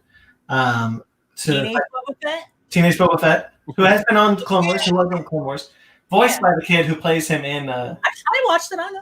Yeah, I wish we got to see more Cad Bane. He's so cool. I love his hat. Me too. I like Cad Bane. But right, so Ahsoka's Walkabout. That was actually changed. The Martez sisters were not originally in Ahsoka's Walkabout. It was supposed to be a guy, and they split them up into two. It was always supposed to be 13-13. But that was supposed to be a season 6 story. And Clone Wars, if you guys know, Clone Wars bounced around the timeline a lot. It wasn't a linear story for the most part. But the interesting ones that I wanted to really touch on were a Kashyyyk story. It's going to be about 4 episodes. This exists as storyboards only. But it was going to be Yoda, and talk about how Yoda has good relations with the Wookiees. And so Yoda goes to Kashyyyk to help Tarful and Chewbacca during the Separatist attack. And it talks about how the Wookiees have an almost Force-like connection to their forest. They don't necessarily tap into the Force, but they worship the Force in similar ways as the Force. They talk to the Force. They live in harmony with the Force. And they talk about, and so Chewbacca was going to be in it, obviously, because Chewbacca is the most famous thing. Some of these stories did end up in other things. Like we saw a little bit of it in Jedi Fallen Order. Yeah, I was about to say, because the way the Wookiees, they don't worship, well, the way they respect the Forest, and then how the Empire is obviously destroying the Forest, you definitely see that quite a bit in Fallen Order. Yeah, we don't get a lot of it in the Fallen Order, video game. I think because they're waiting for the sequel. Ooh, real quick. With May the 4th, there was a Jedi Fallen Order update, a free update that includes New Game Plus. It includes a red Inquisitor blade lightsaber and also an Inquisitor outfit for Cal. I didn't know about New Game Plus. I'm totally going to do that. New Game Plus. Yeah, I thought about it. Eventually. Yeah. Eventually I will. You know what? I might do that too. I could re-upload Fallen Order maybe. Yeah, it's a cool outfit, man. I would do it for New Game Plus. You can't re-upload that right now. You know you can't. Oh, I know. I wasn't saying now. I wasn't saying now. I'm thinking eventually, maybe. Who knows? This quote from Pablo Hidalgo about this arc says, "Some of George's earliest notes really talk about the way the Wookiees commune with the trees." And if you find this is another thing that we do, we've got all of these old interviews George did back in '77, where he was basically speaking in the voice of the characters to someone at Lucas licensing at the time, giving them the sort of information they need about the backstories. There's one where he goes on and on about Kashyyyk, and it talks about their ability to commune with nature, and it's almost Force-like, their sensitivity to what the trees are like. I love the idea that even in '77, he talked about Kashyyyk and the Wookiees. Yeah. I love that. That's cool about George, man. Like, he had a lot of these ideas for decades before they were ever implemented. They're just always in the brain. Like all of us creative people, we have shit in our brains that will take years to eventually get out. Yeah. There was they call it Rex and R2 Top Gun, where Rex and R2 go on a mission together. It's just Rex and R2. I need that one. That sounds good. So this one's probably going to be, and progressively they get, I think, a lot better. This one, I didn't care until I read it. Those of you familiar with the expanded universe know about the Uzon Vong, or the Uzon, probably the stupidest retcon in the entire franchise. Are they the reason that the Emperor is actually a good guy? Yes. Right? And then, so the Emperor's actual plan was to save the universe from the Uzon Vong. That's why he did all this evil stuff. Yes. And it's really dumb. However, Clone Wars was going to repurpose the Uzon Vong. They were not going to be mentioned by name, however, but by design that people would have recognized them. It was going to be an X-Files story set in the Clone Wars, dealing with alien invasions, because the Uzon Vong wanted to study the Republic. So it was just going to be this 2-episode arc where Anakin and Obi-Wan have to solve this alien invasion and find this species that may or may not be from a different galaxy. And it's supposed to be kind of like, much in the same way that Dave Filoni did a Godzilla story with the Zillo Beast. With the Zillo Beast arc. It was going to be a little bit like that. And I kind of really regret that we never got that. I think that would have been awesome. Yeah. That sounds cool. There was going to be an arc called The Return to the Jedi Temple. This is the fabled arc where a Sith temple is discovered underneath Coruscant. Oh. a Jedi temple was built on top of a Sith temple. Is that canon? It is still canon. It is still considered canon. Yeah, that's true. Yeah. But this was going to be where it started. This is where the idea came from. Ahsoka would come to Obi-Wan and Anakin, and they would all go together down to the Sith temple. The arc would also have featured Darth Sidious trying to break into the holocron vault at the Jedi temple, but Ahsoka would hinder his progress. So there was going to be there would be giant skeleton kaiju down there. Ahsoka discovers a threat to the underworld of Coruscant and makes her way back to the Jedi order to warn them. I think that sounds awesome. That sounds cool. Yeah. Even though these arcs never really happened, a lot of the story group considers them canon. Considers that they did happen. They can even, if they find that old Sith temple, they could incorporate any of the old Republic stuff that they want to there too. Yeah. That they've been doing with the new movies. Yeah. That'd be great. There's an arc called Return to Mon Cala, which I won't touch on. The Siege of Mandalore, obviously. But I think that this was really cool that they had these kind of. I didn't say all of them. I didn't feel like saying all of them, but I think it's really interesting that they had all these stories so far in development before their cancellation. And when Disney was like, okay, well, fine, they bring back the 7th season, they basically had to be like, okay, which ones do we pick? Yeah. Because obviously Siege of Mandalore, Ahsoka's Walkabout, and Bad Batch were done, but so were all these others. Yeah. And this is why I say, maybe I don't necessarily need them to bring back Clone Wars Lost Missions to do these arcs again, but for these arcs to find their way in other Star Wars stories, I think would be really cool, especially that Yuzan Vong one and those stuff with Sheik. I think that stuff is really interesting. And it would have really helped the canon. I would really like to see the episode of where Ahsoka discovers that Sith temple. Yeah. That too. I don't... in canon, do we ever really see a Sith temple? In Rebels, there's a Sith temple. Oh, okay. I'm not far enough in Rebels then. Yeah. But still, because you obviously Jedi temples like the city of Jeddah. That was old Jedi city. You see a bunch of Jedi stuff, but you don't see the Sith stuff. We just know the Sith are the bad guys. Yeah. So Ben, even though it's not technically canon anymore, the KOTOR games, one of them is you go and infiltrate a Sith academy, and if you play as a bad guy, you can become basically a Sith Lord, and it's temples are just as many as Jedi temples. I figured in the KOTOR, Knights of the Old Republic, obviously there's Sith stuff in there, but I was talking about canon stuff that's official. Even if it's not canon, we take place in a time period where there are no more Sith, so Sith temples aren't a thing anymore. Is what I mean. They are from the past, whether it's canon or not. That's what that arc would have talked about. Would be the idea that basically the Jedi tried to erase the Sith from existence. Mm-hmm. Yeah. Because one day, look, the Sith.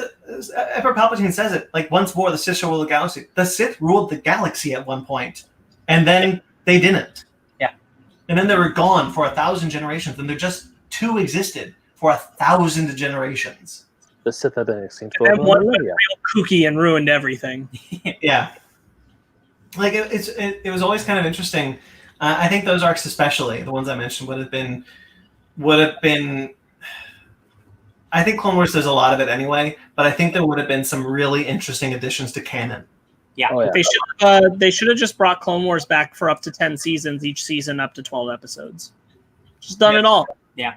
But you got to lose, Disney Plus. Yeah, I definitely would have liked the Uze Vong stuff.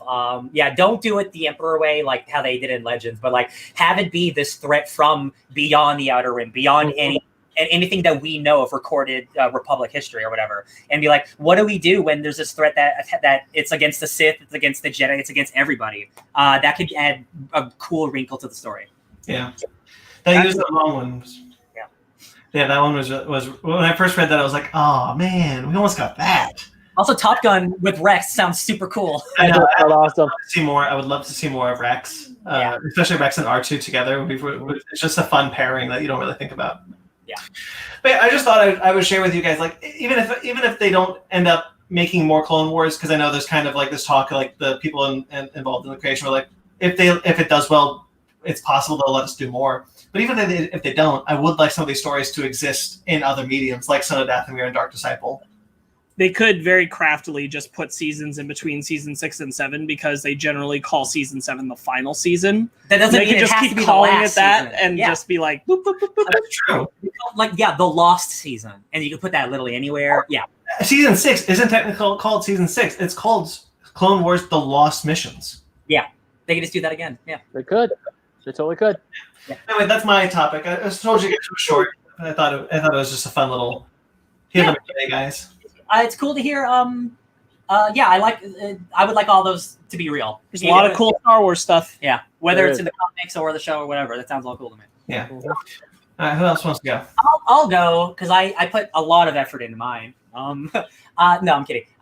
So I've been thinking a lot about, it's something I talk about on the podcast, is character evolutions. And we actually talked about it last week with Spider-Man. And like Dan Slott wrote Spider-Man for 10 years. And while he did take him to a new direction, it became kind of stagnant. And I don't like when characters become stagnant. I think you should always be evolving. That's why Dick Grayson, I think, is the best DC character, because that character has changed and evolved more than almost literally any character in comic book history. So I'm just going to talk about some of my favorite character evolutions, and then I want you guys just to think about, while I'm talking, what characters have evolved or devolved, because there's also some bad cases, which we'll talk about. So obviously you guys know... Drake! Well, I wasn't going to say anything. Yeah. So of course you got Dick Grayson. I love Dick Grayson. He started as a little whippersnapper young boy, being Batman's sidekick Robin, right? He grows up, he wants to leave Batman's shadow, so he becomes Nightwing, who is his own hero. He lives in Bloodhaven. He's his own man. Years go by. Batman dies. So Dick Grayson takes over the mantle and he becomes Batman. He never wanted to be Batman, but Batman is so important to the world that he becomes Batman. Dick Grayson's my favorite Batman. Don't at me. Batman comes back because comic books are cyclical and everything's got to come back. So he goes back to being Nightwing. Spoiler, he becomes a spy. His name's Grayson and he works for Spiral. Thanks, Tom King. I love you. And then he becomes Nightwing again. And then he gets shot in the head and he gets amnesia, and his name's Rick Grayson, and I haven't read since then because I don't know what the hell's going on with that shit. Let's see. So I got him. I got Swamp Thing. You guys know a little bit about Swamp Thing. Three of you have watched the show, but Swamp Thing starts as a human being, Alec Holland. He becomes a monster. He's a man who is a monster, but he's still a man, right? He then evolves to thinking, oh, I was never actually the man I thought I was. I am dead. I am just a monster. My conscience does not exist. So there's a lot of emotional baggage that comes with that. The next arc after Alan Moore is Brian K. Vaughan. And Brian K. Vaughan turns Swamp Thing into a eco-terrorist, kind of like Poison Ivy, but he has no humanity whatsoever. He also has a daughter named Tifa. And Tifa is just like her dad, and she kills people, and she doesn't know how to control her powers because her dad never raised her right. And that is a very interesting aspect of Swamp Thing that I haven't really got into a lot because I only have the first two volumes. But that's something I want to dive into more, especially with you guys, because you guys know a lot about Swamp Thing. You don't know this part where he kind of is a neglectful father. So that's kind of cool. And then he becomes the Avatar of the Green, and he grows wings with Scott Snyder's run, and then it's kind of been the same since then. Swamp Thing's been cool, but stuff with Swamp Thing, like he's part of the Green, but then you add like the Raw and the Gray, and like the Machine Kingdom and the calculations and blah blah blah. So they keep adding to that. That's what I like about that character. Last one that I want to talk about was Dr. Doom, because you guys know how much I love Dr. Doom, and I've had plenty of Dr. Doom comic books on this podcast. Dr. Doom started as just a Latvian dictator. He ran a country with an iron fist, and he fought the Avengers and the Fantastic Four. He slowly became more of a, not sympathetic character, but more of a understanding character. No, that's not it. He's still a bad guy. He still kills people, but he does everything for the love of his country. Dr. Doom is a man who loves his nation above all else, whether that's good or bad. You guys have read some comics from Dr. Doom. You know how things turn out. He eventually becomes a hero after saving the multiverse in Secret Wars, the best Marvel comic book event of all time. He becomes Iron Man, the infamous Iron Man, and he tries to turn a left foot, but all the heroes just don't believe him and they won't give him a chance. And Mephisto messes with him, and then he basically realizes, well, if I can't be the hero that you don't want me to be, I'll be the villain that you think I am. And now he's just back to being shitty Dr. Doom in a bad Fantastic Four comic book. So those are three characters that I really like. I want you guys to think about one character who's evolved for good or bad that you like. Sparkz, why don't you, if you have one, why don't you go? Because I have one, but I think it might be yours. Why don't you go then? Superman. No, that wasn't mine. Go ahead. Okay, I was going to say Superman. Because I think that Superman had a lot of growth up through his death and rebirth and things like that. You know, there's a large period in the 90s that I think is really good for Superman as a character. Maybe not so much the stories, but like he is able to get something that very few comic book characters are able to get, which is kind of a happy ending with a marriage and a family. Mm-hmm. And he's finally able to marry Lois Lane, and that was the thing that fans always wanted to see. And then because Dan Didio is an idiot, they erased all that with the New 52, and that was really unfortunate that we lost that character growth because much like you see with a lot of characters, comics are cyclical. And so they kind of like revert back to this prior time because you want to the status quo. And unfortunately for Superman, everyone thinks the status quo is him not married to Lois Lane, and that robs the character, I think, a lot of agency and his humanity. And that the New 52 there's good stories in it, but one of the most egregious things they did to them was destroyed Superman on a fundamental level. And it wasn't until a really shitty event called Convergence. Yeah. Oh yeah, I remember that. A really shitty event. Yeah, that was he is able to have his wife back. It was the explanation for the alternate reality version of Superman. That Lois and Clark miniseries rules. Yeah, it's just 2 issues, and one of the things that I really enjoy about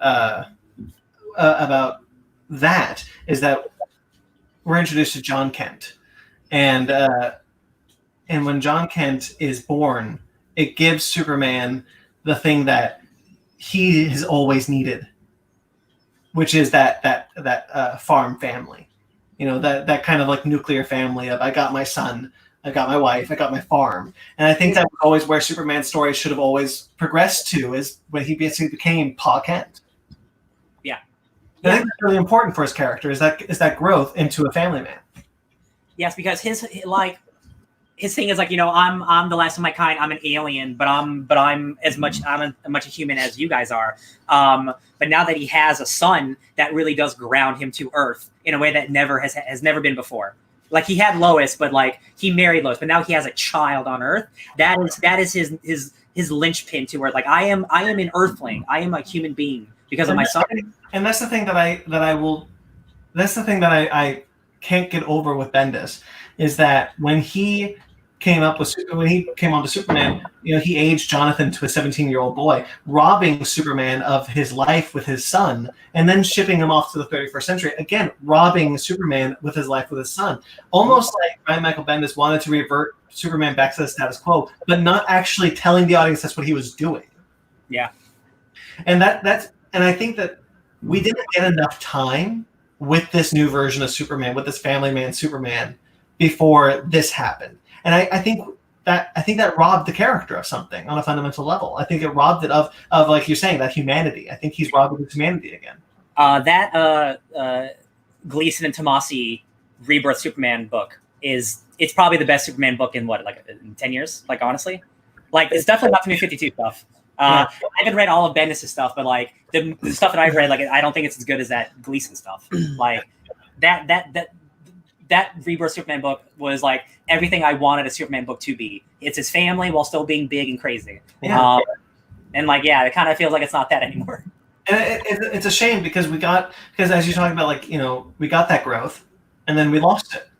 Mm-hmm. And that sucks. And it's the nature of comics, but sometimes it works because we get enough time. Yeah. But I feel like we never got enough time with that character, with that version of Superman. I agree. Yeah. That's mine. Sparkz, Ben? I'm having trouble trying to figure out Ryan, is it only specifically comic books, or can it be from anything? It can be anything. It can be anything? Just character evolutions. It's like characters they're not in the same place they were before. I don't know if this is cheating a little bit, because the first one that came to mind was Prince Zuko from Avatar: The Last Airbender. No, that's absolutely that's a great one. That's a villain who became a hero. Yeah, that is. I mean, people discuss. I mean, what more can I say? If you watch Avatar: The Last Airbender, you know exactly what I'm talking about, because that is, quite honestly, in my personal opinion, the best villain redemption. It doesn't happen overnight. It's not like Once Upon a Time where it's like she's bad for a season, she's kind of good in another season, and then it's like a sudden flip and she's flip-flopping the whole time. Zuko starts off as like the main antagonist for the show, And then as the show progresses, it's a natural progression. Like each season, you see Zuko's journey, and then finally, once we get to the third season, he says like that episode where it's the invasion of the Fire Nation, and he declares to his father that I'm going to help the Avatar after he betrayed Katara in Ba Sing Se in season 2, is one of those things where it's like the whole time when Zuko's in the Fire Nation, his eyes are open to the horrors of what the Fire Nation is doing and how he is fighting on the wrong side. Is it season 1 where he dresses up as like the Blue Spirit? Yeah, he dresses up as the Blue Spirit to get Aang out of the prison because he doesn't want Admiral Zhao to take the glory. Because in Zuko's mind, his whole thing is, if I can win my honor back, I'll win the respect of my father. Which, as the story goes on, he never earns the respect of his father. Even in the comic books, he never earns his father's respect anymore. His father hates his guts no matter what he does. I love it because what was it? The Blue Spirit? Is that what he went by? Yeah, Blue Spirit. Yeah. So like this is just this quote unquote evil man who is doing this thing to try to rationalize like stuff for his family, but he's a hero. He's secretly it's inside of him, and it's slowly coming out. I love it. I love it when in season 2 when Azula shows up for the first time, and then that guard just lets slip that they're taking the prisoners back to the Fire Nation, and they realize they've been betrayed, and they cut off their top knots as like, we are no longer Fire Nation, and it's the great arc of Zuko being alone with Iroh wandering the Earth Kingdom. It's just that season of them running from the Fire Nation, and then when Zuko finally chooses his side again in Ba Sing Se, it's one of those things where it's like, no, you were so good. Like, he fought with Aang for a hot second, and then he just switches back to being on the Fire Nation side and realizes like the Fire Nation sucks. And he earns the trust of Aang. He earns the trust of Katara eventually. He earns the trust of Zuko. And just that whole, and then forming that friendship is just phenomenal. I think Zuko is one of the best characters in all of Avatar. If not the best, in my opinion. You will not get an argument from anyone on this show. That's coming back to Netflix on the 15th, I believe. Yeah, I am so happy. On the shit out of that show. Fanny has never seen Avatar: The Last Airbender. I'm gonna watch it with her. And I was actually scrolling through Netflix the other day, and the M. Night Shyamalan movie is on there. And I will not watch it again. I did it once. I do not want to waste 2.5 hours of my life watching that garbage ever again. Luckily, I've only watched Avatar once, and it's when it was on. So I'm happy to go the movie, right? As an adult. No, he was talking about the show. No, the show. I watched the show when it was on. Yeah, years ago. Yeah, because I remember Avatar, like when the channel Nicktoons existed. I don't know if it still exists now, but as far to my knowledge, it doesn't. Because they had it. That's how I caught up on Last Airbender. Nicktoons still exists. It does. Okay, because they still show reruns of Avatar: Last Airbender, and it was actually on Netflix for a while before they took it off. Like, Korra got put straight to digital. Last Airbender got moved to Amazon Prime. Okay. But still, that's like the character who actually has a good evolution and stays that way. Like, even when he shows up in Legend of Korra, it's still the Zuko. Oh, when he rides a badass dragon? Oh, that's so freaking cool. I mean, just seeing Zuko again, old man Zuko, it's like, yeah, old man Zuko. Big fan. Yeah. So great that's Vegeta archetype. Yeah, I was gonna. Oh yeah, totally is a great Vegeta archetype. 100%. Your turn, Sparkz. Well, I was thinking comics, so I'm gonna stick to comics. Stick to it. Honorable mentions that I was thinking of was like, I don't want to talk about it that much, but like Kitty Pryde. Oh God, yeah. Kate Pryde now. She's currently dead. Spoilers from 6 months ago. Let's hope she gets better. Oh boy, when he was like, I think that the reason why you can't go through the gates is because of your powers. I think the same problem is would prevent your resurrection. I'm like, oh no. Yeah, it's sad. Yeah. Sam Wilson becoming Captain America was another one I thought of. So good. So good. But I want to talk about, guys, a long time ago, there was a cool idea to make this offshoot of Marvel called Ultimate Universe. I've heard of this. And in it, some really dope things happened because they were willing to make changes from the standard Marvel continuity that could just last. And one of those things is that when you start out, Reed Richards is this really nice 15-year-old boy who just wants to save the world. Just being Miles Teller all the way. And he ends up the Maker. Coolest villains of all time. Right. And the entire line throughout the Ultimate Marvel comics, and it's not just in the Fantastic Four books, it's across the line. It starts showing up in other places. And it's a Hickman thing. Thank you, Hickman. But he is driven by a desire to solve his number one mistake in his eyes, which is to fix Ben Grimm and make him not the Thing. Mm-hmm.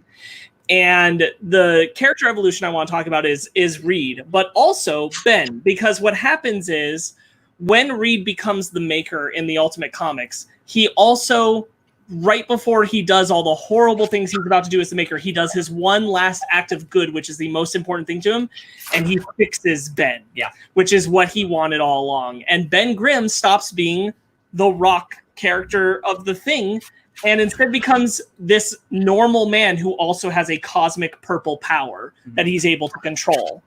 And that's Reed's last gift to him before he goes completely psychotic. And what does Ben do with it? He starts dating Sue because they've been falling in love. Yeah, baby! And this makes Reed crazy angry. Oh, it's so good, dude. But he still, like, the way that they write his slow isolation from all the other heroes, hating him and hating how he like constantly tries to fix things that he breaks. So it's always his fault. And so they shut him out. Even the Fantastic Four shut him out.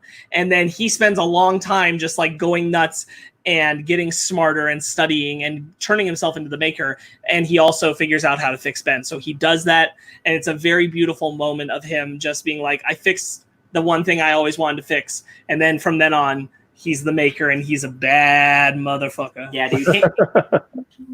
When Hickman took over the Ultimates with Assad Rivik, and like the Maker is like the villain, and he's introducing his like evolution army, and it's like this cataclysmic event where like millions of people died. I'm like, oh my god, Marvel, can you just do this in your regular universe? Holy shit. I think it's really telling how easily Reed Richards could be a villain, because every other Reed Richards in the multiverse is evil except for 616. Mm-hmm.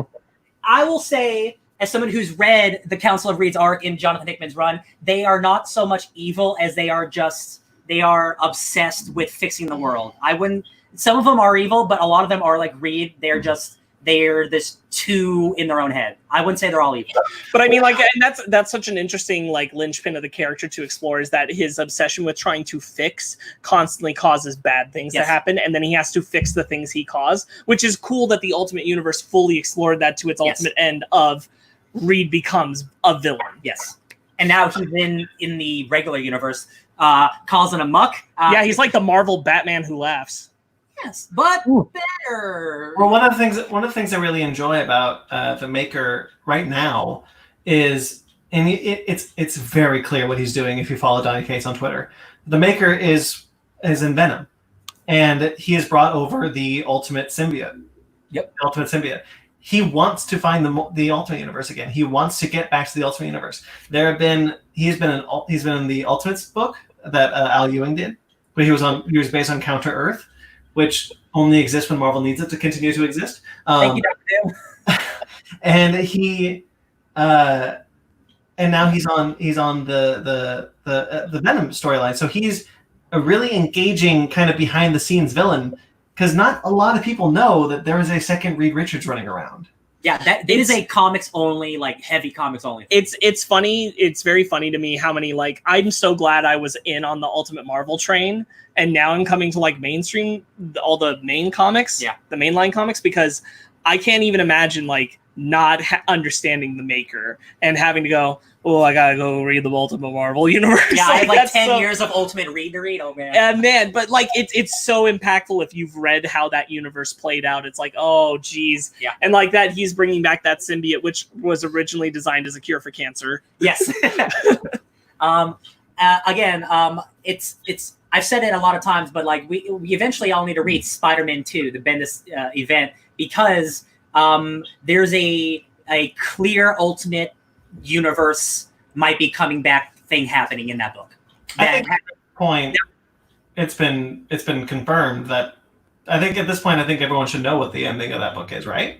Yes, I'm just gonna say it because it's been literally like 5 years. Yeah, the Kingpin was trying to find another universe where his wife was alive, Spider-Verse. Spider-Verse, yes. And then Spider-Verse 2 happened, where the shit that happened in there happens in Spider-Verse 2, and things happen and other characters have come involved. But they basically find another universe that's the Ultimate Universe. The final page of that book is a bunch of the Ultimate characters doing Ultimate things. They're alive. They're alive. Is this the same Ultimate Universe? No. Is this a Ultimate Universe? Yes. But they haven't done. They've done little things with it. But with the maker doing this stuff, like, we could see the Ultimate Universe come back, like, for real. That would be consequences in a comic. What? Well, there was also for years before they decided to just cancel the Ultimate Universe, there was going to be an Ultimates versus Avengers title. Yeah. That was going to be a crossover between the Ultimates and the that kind of is what Secret Wars is, kind of, because right, but they've been very clear that while Ultimates End is what it became, it wasn't initially supposed to be that. Yes. After having like AVX and IVX and all these X-Men versus Avengers, like all these crossover books, I think Secret Wars was the better alternative than just to have this alternate universe fight another alternate universe. All these, it's Civil War, but different. Exactly. I don't even know the Civil War. Secret Wars is the reason they fight. It's because the universe is ending and one of them has to survive. Yeah. That's how you do it, baby. Mm-hmm. God bless you, John. All right, who's next? I'll go next. Go for it. So, how do I put it? So the other day, I was going through the PlayStation Store because they had that big Japan sale, because obviously a lot of video games are on sale now because the people are stuck at home, it's COVID-19, yada, yada, yada. And I got myself Metal Slug 3 because it was on sale for like $2. And I was like, I would have been mad. And also myself and Sparkz and Ryan, we could play it online because that's the only one that has online capabilities. And then on Twitter, a few days later, you know, one of those things where you go, like, your birthday month is like the only game console you can play for the rest of your life. Well, mine's November, and the console that was there was the NeoGeo. And it got me thinking. At first, I was like, oh man, the NeoGeo, what? And then I got to think, I was like, hold up. SNK, the company behind the NeoGeo, has a lot of great games. And then as I started stewing on it more, I was like, you know what? SNK, the NeoGeo SNK as a company, they're kind of left in the dust as being one of those companies that a lot of people have played their games, but they don't remember them just because they're not Sega, they're not Nintendo, they're not the popular ones. So essentially my topic is kind of giving like a tiny little history lesson on SNK, and maybe why we should pay a little bit more attention to them. Maybe look back on those games, or maybe bring those games more into the limelight, because they have a lot of good games. A lot of people who are diehard fighting game fans will turn to those old, like the King of Fighters series and Samurai Showdown series, as the pinnacle of some fighting games. Even though everyone talks about Street Fighter, everyone talks about Mortal Kombat, but then it's like, but what about King of Fighters? What about Samurai Showdown? Those were huge games back in the day. Ben, I would argue that everything you're talking about might be like the most cult classic of video game stuff, because King of Fighters is a really well loved fighting game in the fighting game community. Outside of that, regular people do not know King of Fighters. They don't. Like, I think people know about Metal Slug, but that is a very cult classic. Like, you knew that from growing up in like arcades and stuff. Well, funny thing is, I've never heard of this console. Yeah, actually, well, probably one of the reasons why, because the console came out, the NeoGeo AES came out in 1990, and its started price, like when it first came out, was $650. And this was by 1990 standards. Prices today, they've been bad our entire life. And even then, the cartridges. Brandon's like, there's inflation now. Yeah, there is. People who complain about our $60 video games have been $60 for a long time. Yo, you want to know how much a Neo Geo cartridge cost back in the day? A lot. $200. Yeah. Mortal Kombat was like $80. According to this book, what? When did this console come out? 1990. Okay, keep talking. Oh, are you doing inflation numbers? Yep. What? Oh, wow. Okay. So, I mean, the one cool thing about SNK, because they wanted to bring their games, like King of Fighters, Samurai Showdown, Metal Slug, Bust a Move, they wanted to bring them to the home. Because one cool thing about SNK cabinets is that they're multi-game. This is what not a lot of game companies were doing this. I mean, sure, you had the Miss Pac-Man Galaga. It's a $1,200 console. And by today's standards, yeah. $1,200? Are you kidding me? Yep. Oh my god. Be grateful when our PlayStations are only $500. I am so grateful. I mean, looking, $650, that's more than a PS4. And that's not counting for inflation. PS5 will be, my man. Yeah. Let's see. There was also the NeoGeo. Hold on, let me look up here. There's also the NeoGeo CD, but unfortunately, that's just because that system was like, hey, it's easier it will be cheaper to play games, but because the games use so much data, it took about 30 to 40 seconds to load. And I'm trying to see if there was a price point on here. I don't think it was, because the NeoGeo CD came out in 1994, and it was supposed to be it was like the next step from the AES, which was the first SNK console, and unfortunately, it was the last one. But looking back on those old SNK cabinets that you would see in the arcade, they always had multiple games inside them. Like, you would never see just one cabinet say Metal Slug. It was always Metal Slug 3, Samurai Showdown 3, Samurai Showdown 2, Bust a Move, Gunslingers. And it was multiple. There's like 4 games into one cabinet, and you got to pick and choose which game you wanted to play. Because back in the early 90s, this was a huge thing, because a lot of people, when they had like dedicated cabinets to, like, say, Street Fighter 2 or Tetris, it was just the one cabinet, nothing else. There was a new Samurai Showdown fighting game released in 2019 for all systems. There was. And I heard that actually did pretty decently. Metal Slug is a game that has always been around. Are they making new ones? There was Metal Slug 4. One they made was like 7 years ago. Okay. It was on portable systems, and then they've now ported it over to like the PlayStation and blah blah blah. It's technically Metal Slug 7. It's called Metal Slug X. Yeah, because that seems like a franchise that could easily like get a good reboot. Like, because I think that's like one of those game franchises that I think everybody knows, even if like you're not like a fan of it. Like, if you go to definitely, you just know about those little dudes with the guns. You know about it. Look, Terry Bogard, the second to last DLC fighter for Super Smash Bros. Ultimate. No one knew when he was from, and then it was like, oh, you knew, Ryan, you and I both knew, but he's from Fatal Fury. Oh yeah, it was one of the more expensive consoles I've kept, because this is a year before the SNES came out, and this was a year after the Genesis came out. Both were severely cheaper in price, and a lot of people went to those because they are cheaper and they had more popular games, unfortunately. Yeah. Well, unfortunate for SNK. I mean, over the years, obviously, SNK got into a lot of problems, but luckily, since now we live in an age of console minis, there is such a thing as a NeoGeo Mini. It's not the best, because, I mean, it itself is... What's up? Is it $1,200? No, it's not $1,200. I mean, it comes with 40 SNK games. They come with like a lot, like 5 King of Fighters games, like 3 Samurai Showdowns, and 3 Metal Slugs. I mean, honestly, the console stuff, it looks like a mini arcade cabinet that you can still plug into your TV. I haven't gotten one yet because I kind of don't want to, because I don't like the way it looks. I typed in NeoGeo Mini, and the first YouTube review, it says NeoGeo Mini review, capital letters, disappointed. Yeah. It's only $50 though. It is. But also, if you go onto the Nintendo eStore right now, a bunch of NeoGeo titles are on there, and they're there for cheap. So the good news is that these classic games, you're able to play them, which makes me happy as an old school gamer and quote unquote nostalgic bitch. Yeah, I know. But the fact that these games are live and you can play them. What was that, Brandon? If the bitch fits. But the fact that these games are still alive and you can play them in a modern setting is good, because it's not just keeping SNK, because SNK still exists today. Obviously, they came out with Samurai Showdown.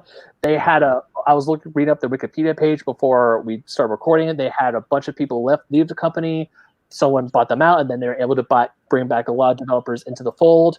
So luckily, SNK still exists today. They're celebrating their 40th anniversary this year. But the fact that a lot of SNK games kind of get shoved to the wayside in lieu for Marvel vs. Capcom or for Street Fighter, now it's like, hey, bring back some SNK. They did bring back King of Fighters for a while. Those games weren't the best, but the older King of Fighters, like 98, 97, 99, people still play those today. King of Fighters 98 is on Xbox Game Pass, because that's one of the most well-beloved King of Fighters. Oh, yeah. Like Samurai Showdown 2 and 4. Everyone loves those games. And even 5 Special Edition. We don't talk about Samurai Showdown 3. Apparently that game is just god-awful. We don't talk about 3. No, we don't talk about 3. So, yeah, I just wanted to say that we should give some SNK some more love. I mean, yes, they're not one of the biggest games like Nintendo or Sony or Sega back in the 90s, but if you think about, especially for fighting games and even classic arcade games, like my last birthday, I remember watching Sparkz and Megan. They were blasting through Metal Slug 3, and it's like, man, I want to play some Metal Slug. One of the reasons why I bought Metal Slug the other day was because I love those old school running gunners. Metal Slug is everyone, even though people say, "Oh, I never played Metal Slug," you probably played Metal Slug in some way, shape, or form. Yeah, I love Metal Slug. I was a big fan when I was younger. I would play that all the time. Yeah. It's So- also then when it's hard when you only have like 3 or 4 franchises over 20 years, and you do release games yearly. So like SNK definitely has a huge following, like a hardcore following. But when you don't put out consistently good products every year, it's hard to build that audience. You know. Yeah, because I remember when they put out King of Fighters 14, people were excited, like, "Oh my god, King of Fighters is coming back!" And then looks really good. It looks good, but people didn't really like it because everyone goes back to King of Fighters 98, which came out. If it's not broke, don't fix it. It's true. It's very true. Not broke, don't fix it. And even when I was looking on the NeoGeo Mini lineup, it's like almost every King of Fighters up to 2002. And it's like, wow, King of Fighters was kind of like the original FIFA/Madden. Yeah. Brandon, what are you doing? Are you trying to get the lens flare in there? The tri-beam. Oh, the tri-beam. Okay. All right, TN. Yeah. But as I was saying, King of Fighters was kind of like the first FIFA and Madden of the early of the 90s because a new game came out every single year, and only a few roster improvements happened every year. Yeah. So. I'm still reeling at the price of that console. Yeah. When it first came out. God, the balls to release something that expensive then. Yeah. Yo, there was a few systems. There was like the Philips CDI. That thing was super expensive too, and that thing just failed dramatically. There were a few other systems. There was like a JVC Genesis and Sega CD all in one that retailed back in the 90s for over $1,000. It was cool because you had a Sega CD and a Sega Genesis in one thing. You didn't have to buy the 2 separate consoles, but still, that price point back in the early 90s, way out of league. That's the decision of like, do I get this or do I buy a used car? Yeah, back in the early 90s, it's like, do I buy a car or do I buy video games? How expensive did you say the games were? What's up? How expensive did you say the games were? The cartridges range from $200 to $300. Holy crap, for a game back then? Back then. Yeah, Brandon, like games have always been expensive. They've only gotten cheaper. It's crazy. The balls. Yeah. The balls on this company are like massive. In the 90s, like when there was like a Dragon Ball Z fighting game, dude, you would spend like $200 to get that for your PlayStation. God. This was 25 years ago. However, T Final Bout, the only fighting game to exist in the United States prior to Budokai. It might be it. I'm sorry.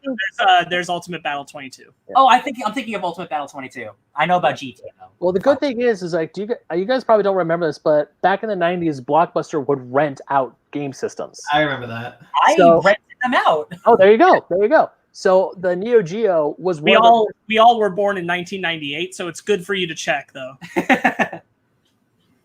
Sorry, Ben. You just said we might not remember, like we all weren't born around the same time. You know how often I went to Blockbuster, buddy? King of Fighters does a Smash series and cross different game franchises. Yeah, they did. It was because Capcom and SNK, because even though Capcom, they were a direct competitor of SNK back in the day, there was an SNK Capcom crossover. And then eventually SNK is like, okay, we want to do our own thing now. Because for that game, Capcom got most of the money because they developed it. And then after that was a success, they're like, oh, we can do this but better. And then they got Marvel involved. Mm-hmm. And then they got first it was X-Men versus Capcom. Yes, First it was Street Fighter versus X-Men. Then X-Men versus X-Men versus Capcom. Yes. And then it was Marvel versus Capcom. Kept building and building. Because there were 2 games. I want to say there were 2 games because I know it was X-Men. Street Fighter versus X-Men came out first, and then that got the ball rolling, and then we got Marvel versus Capcom. Mm-hmm. Yeah. So yeah, that's my little history lesson on SNK and the NeoGeo. Snick. Probably Nice, deserved it. It had some great games. It has a lot of great fighting games. Some good running gunners.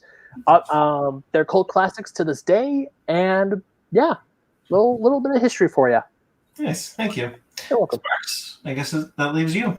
Cool. So, well, speaking of video games, have you guys ever wanted to read Ready Player One as a graphic novel? Me neither, but my topic today is about great literature you might want to see adapted into a graphic novel. I'm sorry. I'm sorry. Austin, look away. In all seriousness, though. Right here, buddy. Right my here. topic was, do you really want a Ready Player One graphic novel? I don't care. Do you really want to watch them do those long form, let's recreate the Matthew Broderick movie War Games? It's a whole issue of whole just issue. war games. No. That's what I thought. Yeah. But what I am talking about is... But I love how you decided to throw in one of my favorite books in it. It's like, hey, F you. It was for the transition from video games to this. I love you.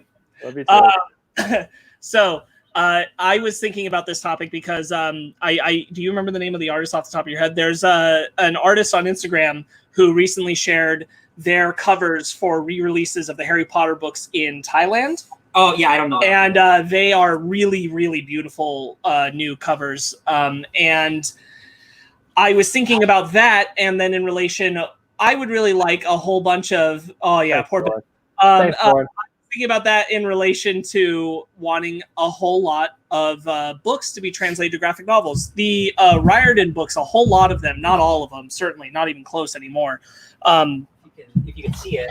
Oh, wow, yeah. Yeah, right? Really beautiful. Really beautiful. It's a Thailand artist named Apolar. Yeah. It's one word like Madonna. So I was thinking about how Riordan's books, a lot of them have been translated into graphic novels very faithfully. It's really nice to get, especially with all this mythology that's attached to those books, a lot of that imagery translated into graphic novel forms. Obviously, he's got way more books in the series than the graphic novels have been able to keep up with, but they're still doing it. And so I was thinking, what kind of other books would you guys like to see maybe translated and given in a graphic novel adaptation that's perhaps more faithful to the book than maybe movie adaptations have been? Two examples for me personally that I was thinking of right off the bat are the Harry Potter books, which is why I mentioned that.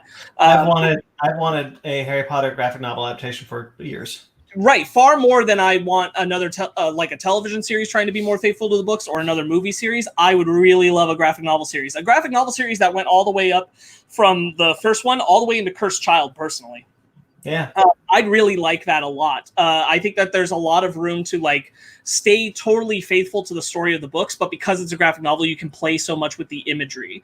And I think that there's a lot of room for that in Harry Potter. Another one that I thought of is I'd really love a graphic novel adaptation that's very faithful to the Crichton Jurassic Park books. Oh yeah. It doesn't try to obey the films at all. I thought it would be really cool because those books are very different from those movies. Reading graphic novels that were actually doing that, seeing some cool dinosaur graphic novel imagery done in that context, I think could be really cool. Yeah. So I was wondering if you guys had any that you could think of. Yeah. Well, buddy, I got one right here. The Thrawn trilogy. No, all right. I mean, you know. So I have two books that I've read, and then one book series that I'm going to start reading because I've been interested in it for my entire life. And I completely forgot until you brought up this topic, and I remembered the book. It's a book series called Temieri. It's a series of 9 novels written by American author Naomi Novik. It's a fantasy and alternate history. It's a retelling of the Napoleonic Wars with the Air Force made up of dragons. Woo. Yeah, so I want that. I've never read the book, but I want that book. I'm going to start reading it, and I want that turned into a... Ryan? Give me that. Give me the title of that book, please. Temeraire. Temeraire. I'm gonna probably pick it up this week. It sounds really cool. Yeah, that sounds rad. The first book is His Majesty's Dragon. That sounds so cool. Oh, that's so cool. Stephen King gave it a thumbs up, Ben, so you can read it. Oh, there you go, Ben. So that's the first one that I haven't read. The second one is I believe it's already being turned into comics. I believe Marvel now has the rights to it. But the Warhammer 40,000 universe, it's so insane that the only way to do it justice would be to give it a Game of Thrones-esque budget, because you cannot do Warhammer low budget. It's just the nature of what it is, you need big budget because it's crazy sci-fi.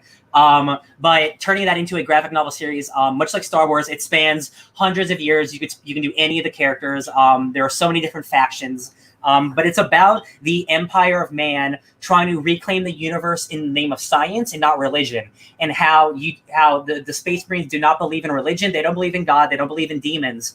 And they've spent hundreds of years shaping the universe in their image, in science. But what happens when demons from a chaos dimension actually invade? And this destroys the empire that they've set up for 1,000 generations. And what happens when religion is real in the face of science?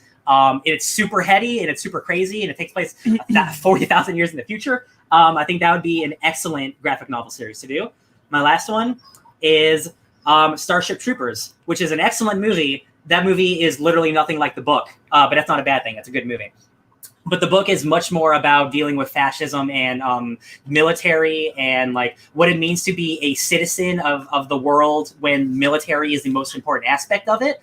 And it's about Johnny Rico starting from a teenager, joining the army to becoming a war master and becoming a warmonger and like a killer of course you're fighting giant aliens, but like there's emotional damage that happens to you when you try to become a Lord of War. And it's about this teenager who becomes a man and a savage. And I would love to see that turned into a true adaptation graphic novel instead of like the kind of fun, spunky movie version.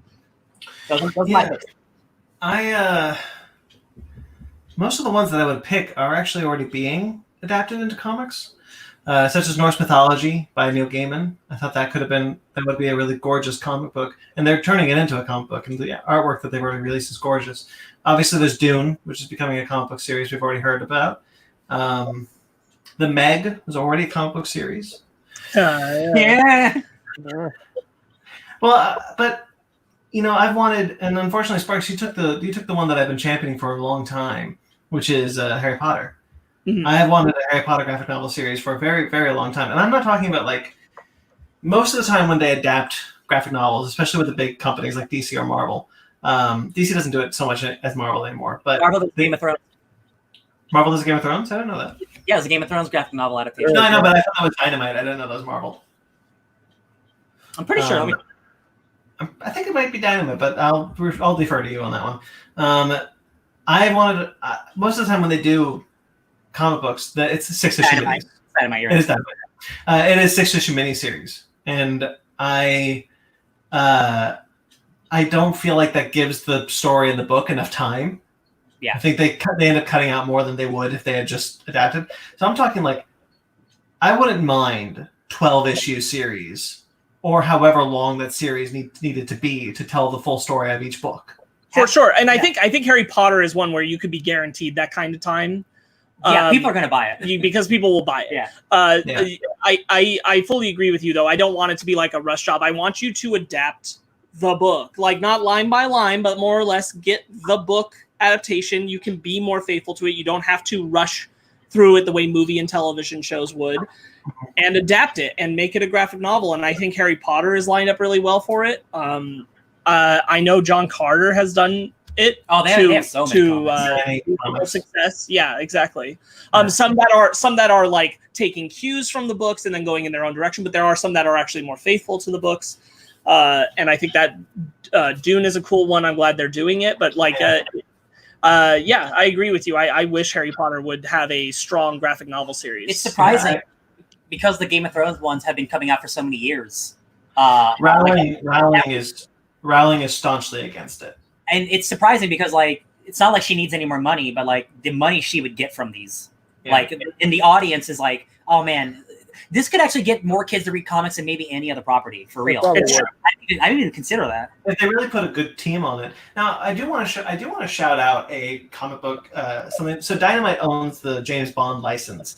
And what they have done is put on their James Bond artists onto a different James Bond book written by Ian Fleming. They've done Casino Royale. So it is adapted by the artist. There's no writer attached. So the writer is Ian Fleming, and there's no other adapted writer attached. The artist has adapted the book into a comic book series, and they're gorgeous. They're beautiful hardcovers, and that is the kind of care I would like them to do with a Harry Potter adaptation.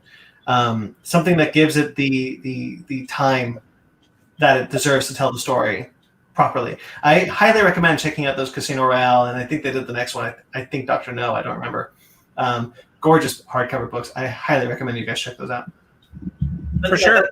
I'm not much of a sadly I'm not much of a book reader. I wish I was more, but I haven't read too many. I read some of the classics, and they've done the classics. They've done Christmas Carol, they've done Frankenstein and Dracula to Death. I saw a manga version of Les Miserables at Barnes and Noble once. Oh, amazing.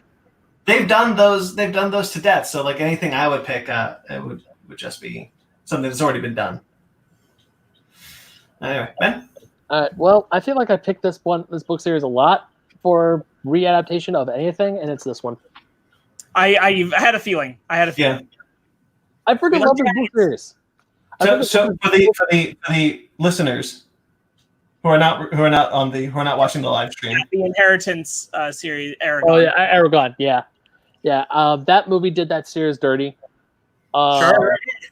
It really is a good book. It's a really good book series. I feel that, just going back on what Game of Thrones did, how they took like each season is a book. I feel like maybe Aragon could become a series in a way, but even as a comic book, because there's some great imagery in that, like the dragons, the swords that you match this color of the scales of those dragons. Just all that imagery and the grand fights like they'd have in the end of the first book, Aragon, or even in Brisingar, the third one, there's these grand, massive battles that you can do, and I think that will work awesome as a graphic novel. And also just the visual delight of seeing the sword Brisingar, the sword Zarok, and even the dragons, all of them just like flying around and kicking ass and taking names. I think it'll be really cool to see in a comic book. It's not a book that I've read. You've probably read it, Ben. But they made a movie out of it. It's Stephen King's Nightcatcher. And I think the movie is it's okay. That book, I've not read it, but it is a very heady book, and it's hard to translate that into movies when you're trying to deal with stuff inside people's minds. Mm-hmm. So I think translating that book into a graphic novel would work really well, because you get to explore the inside of people's minds. Like they have mind palaces where they go inside their mind and look through file cabinets of their memories and stuff like that. So I think that could translate. Are you thinking of Dreamcatcher? Dreamcatcher. What did I say? Nightcatcher. I was like, I'm not familiar with a book called Nightcatcher by Stephen King. Thank you. Dreamcatcher. Dope. I agree. Yes, because I think that movie has a lot of it tries to do a lot of interesting ideas pretty badly, because it's just a medium of making movies. Like some things are really hard to adapt, and I think that book specifically with alien invasions and dealing with your mind and psychic powers would work really well on a book. I think a lot of Stephen King stuff could be brought to the graphic novel phase really well. I wish that they would, because when they did it with the Dark Tower series, I thought that was a really good choice, and I wish that they do more. That like you're not going to get a Stephen King cinematic universe, but you could get a Stephen King graphic novel universe where there's a lot more overlap, and like you can get so much out of the imagery. Like just thinking about things like The Stand, and Salem's Lot. Right. You know what? You know what would probably work really well as a gothic to horror, dark book, in comic book? The Dark Souls games. Oh yeah. So take the Dark Souls games and turn them into graphic novels, because obviously one of the cool things about the Dark Souls series, and also one of the not so good things, in my opinion, because I'm a big story guy. I like to know why I'm doing this. I like to know the story. The story of Dark Souls isn't showing your face. You have to dig for it. You have to dig for the lore. You have to find it. Which I got good news and bad news for you, Ben. Oh, what's the good news? The good news is there is a Bloodborne comic written by Alice Cott that's incredible. What's the bad news? Bad news is there is a Dark Souls comic, and it's horrible. Damn it. It feels like, so you know how Dark Souls is very mysterious and it's very dark and it doesn't explain a lot of things to you? Mm-hmm. Yeah. The comic, it feels like a Dungeons and Dragons comic where there is more talking in this comic than any other comic I've read, and it's just explaining where your sword is from and what you're going to do to the boss and where the boss is from, and there's none of the mystery or fun that Dark Souls. Essentially, it just dumps all the lore in front of you, and it doesn't leave any of the mystery. Comic. It doesn't feel like Dark Souls whatsoever. Bloodborne's great. Okay. So may I give another suggestion? I have to double check this. There have been comics of this series but they haven't been done since the 70s, and they were done in the style of the old animated movies of them. Lord of the Rings. I was going to suggest the same. Yeah. There has not been a true Lord of the Rings adaptation in comic books that has not been a tie-in to those old movies. I think that'd be really engaging. I 100% agree. I was waiting for you guys to get through it, and then I was going to bring it up. I think Lord of the Rings is due for a very deep take on a graphic novel where they can do some really cool stuff. I'm thinking like something that looks like concept art that we usually see for films. Like they can go really wild like a with a graphic novel. like some of that. Like yeah, like they can go really wild with some of these fantasy series. Another one, again, this also does have a graphic novel series. However, from what I can find, there's only 2 of the books made, and they're made from like the early 90s and really like childish storybook style. And I want something a little more stepped up. It's deeply seated in Christian ideology, but the Chronicles of Narnia series could make a great graphic novel series. And the other big fantasy one that probably more important to me than Chronicles of Narnia, what would be cool, is the Chronicles of Prydain, which is where the Black Cauldron is from. Okay. Yeah, that's a 5-book series, and if they would adapt that, because there's really no good adaptation of those stories. Yeah, but what about the Chronicles of Spiderwick? What about that? What about the Chronicles of Riddick? Yeah, what about that one?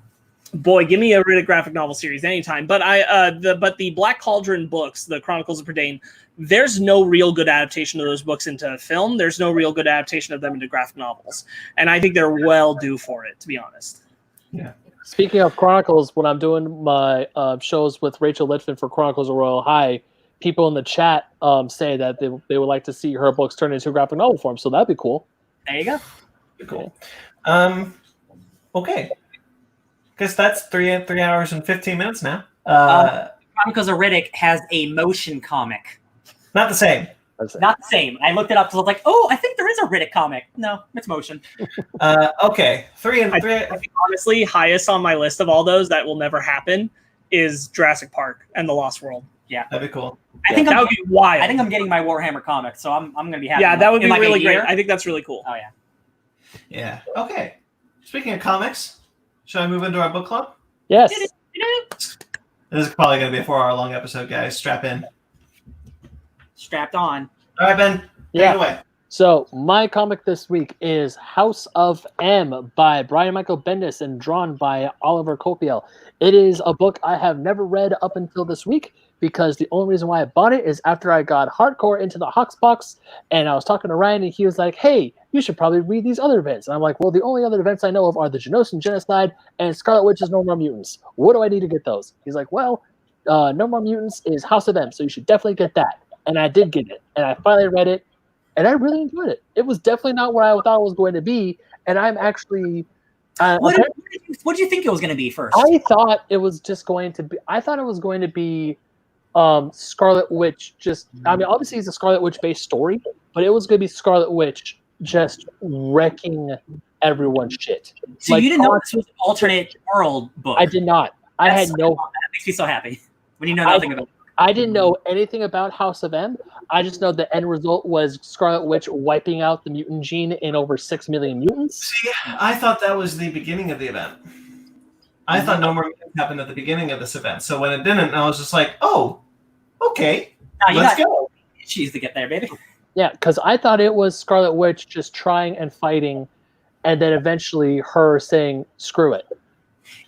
Essentially it is, but not in the way I thought. I was like, all right, so obviously the book takes place after an event happens where Scarlet Witch kills Hawkeye, kills Hank Pym the Ant-Man, and kills her husband, the Vision.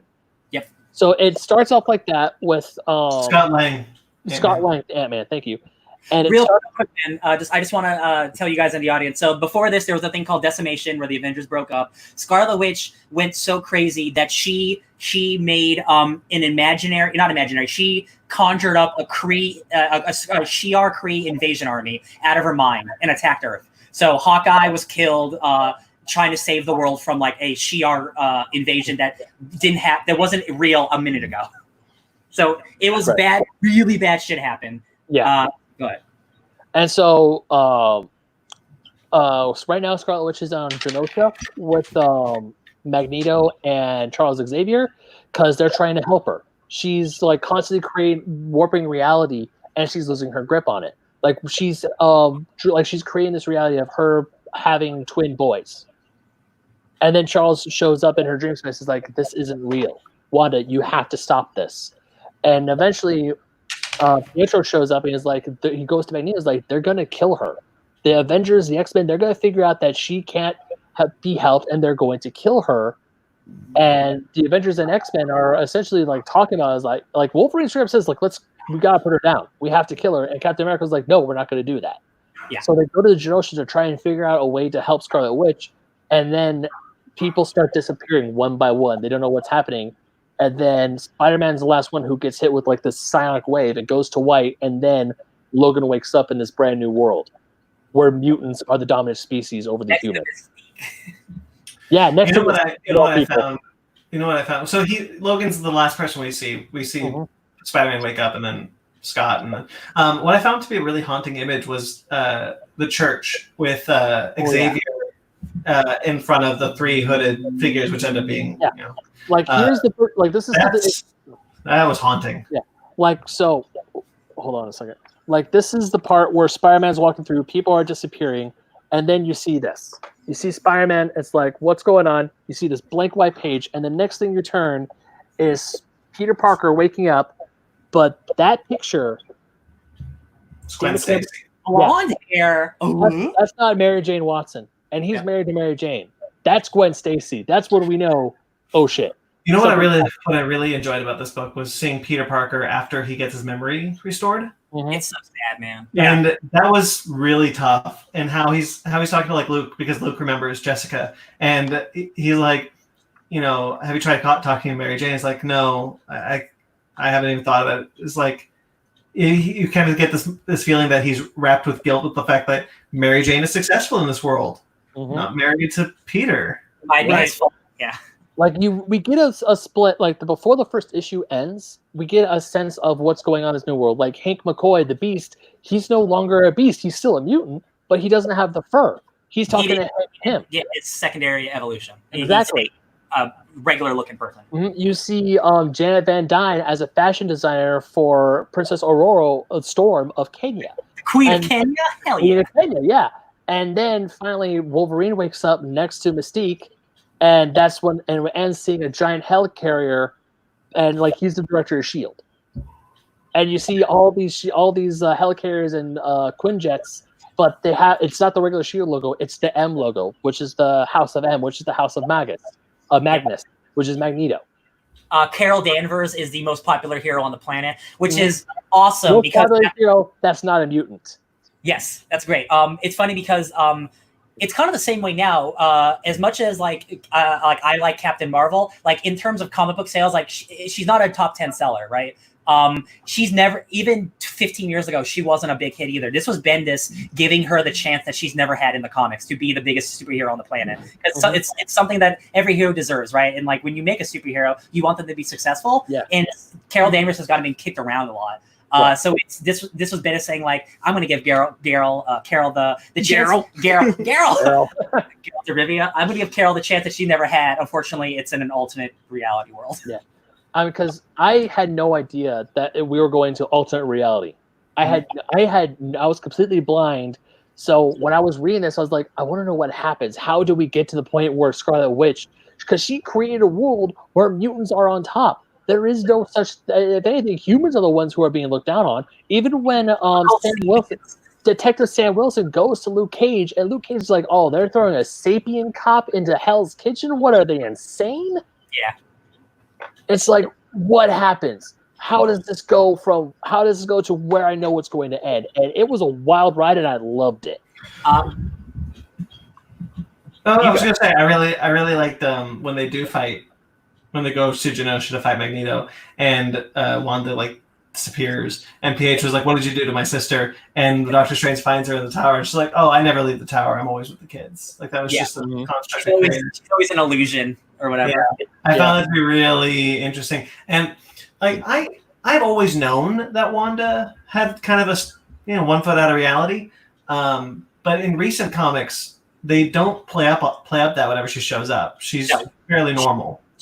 So this event, when it came out, it wasn't as polarizing, but now, 15 years later, people find it really polarizing because Wanda is a character who doesn't really have a lot of agency, and this is supposed to be her event, and she's kind of relegated to the background for a lot of the time.